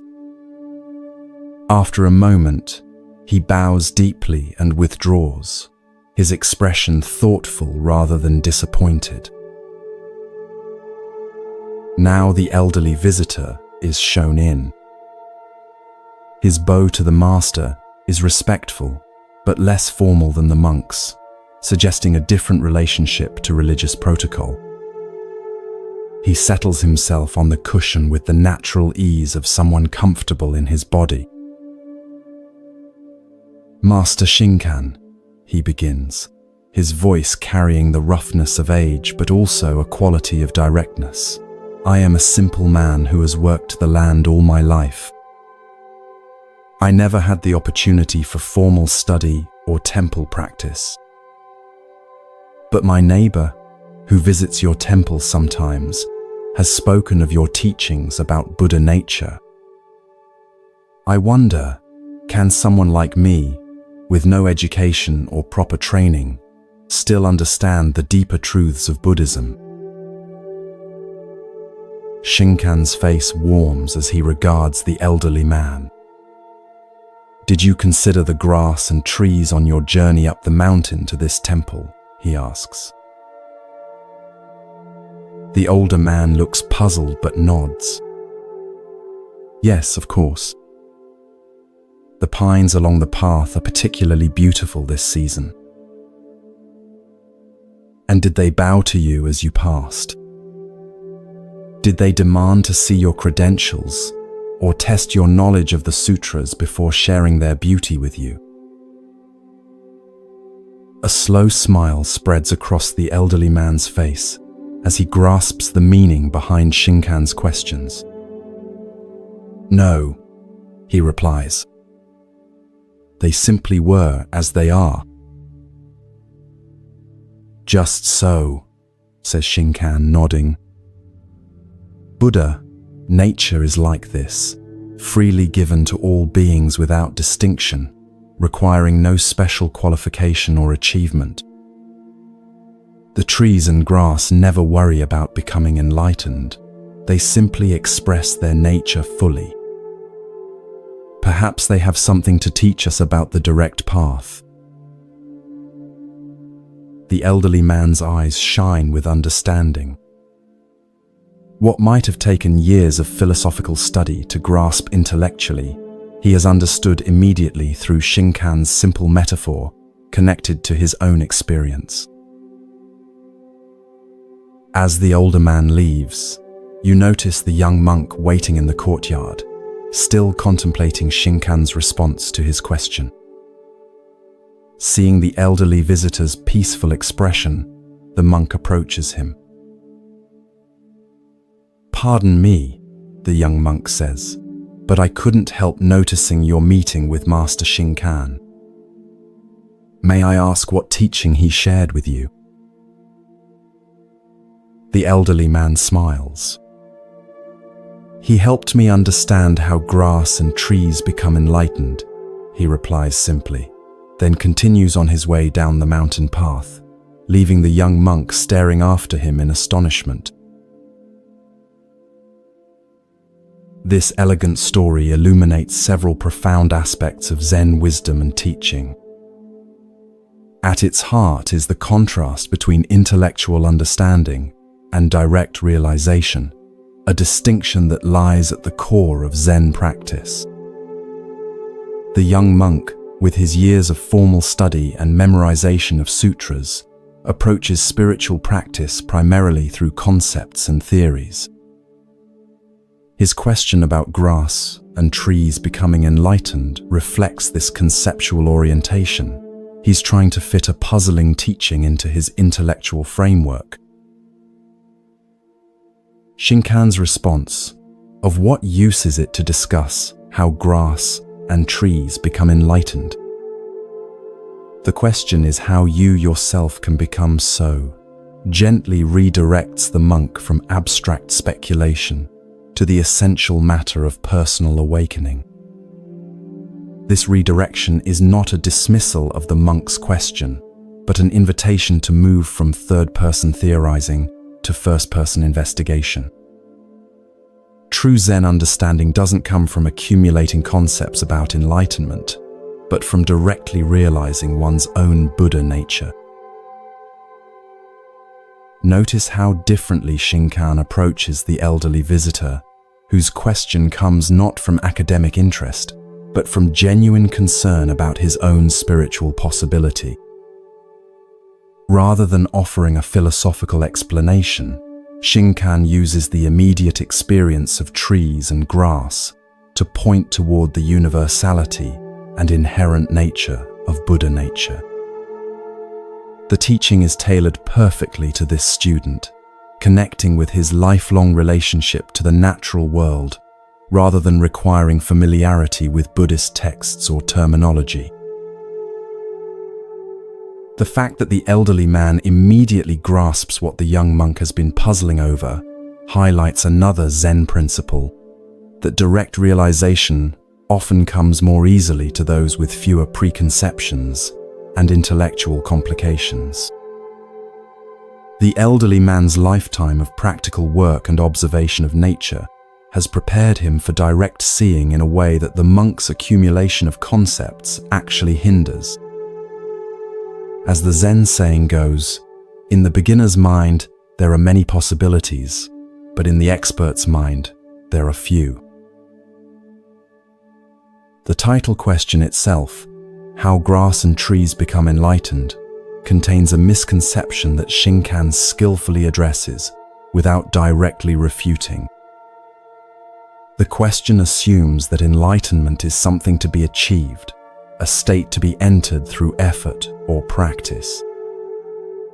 But from the Zen perspective, Buddha nature is not something acquired but recognized. It is the inherent nature of all beings, including plants. Grass and trees don't become enlightened. They already express their Buddha nature perfectly through simply being what they are, without self-consciousness or striving. This points to a fundamental teaching about our own practice, that awakening is not primarily about adding something new, but about recognizing what has been present all along, Like grass growing naturally toward the sun, our Buddha nature expresses itself most perfectly when we stop trying to achieve special states and simply allow our natural awareness to manifest without interference from excessive thinking and doing. The young monk's reaction to the elderly man's parting comment suggests the beginning of his own shift from intellectual understanding toward direct realization. His astonishment indicates that something has broken through his conceptual framework, perhaps the recognition that what he's been seeking through study and analysis might be more directly available than he thought. As you drift towards sleep, consider where in your own life you might be approaching important matters primarily through concepts, rather than direct experience. Perhaps you've read extensively about meditation without establishing a regular practice. Maybe you understand the principle of mindfulness intellectually, but rarely bring full awareness to ordinary moments. Or perhaps, like the young monk, you've been seeking complex explanations for something that is already perfectly expressed in the simple presence of trees and grass, in the natural awareness that is reading these words right now.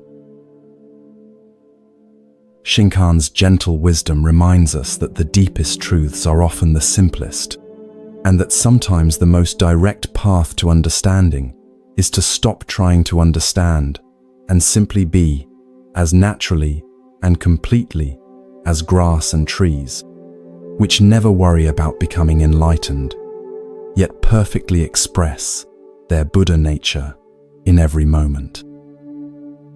As your awareness merges with sleep, allow yourself to rest in this natural presence that requires no achievement, no special state, no complex philosophy, just the simple recognition of what has been here all along.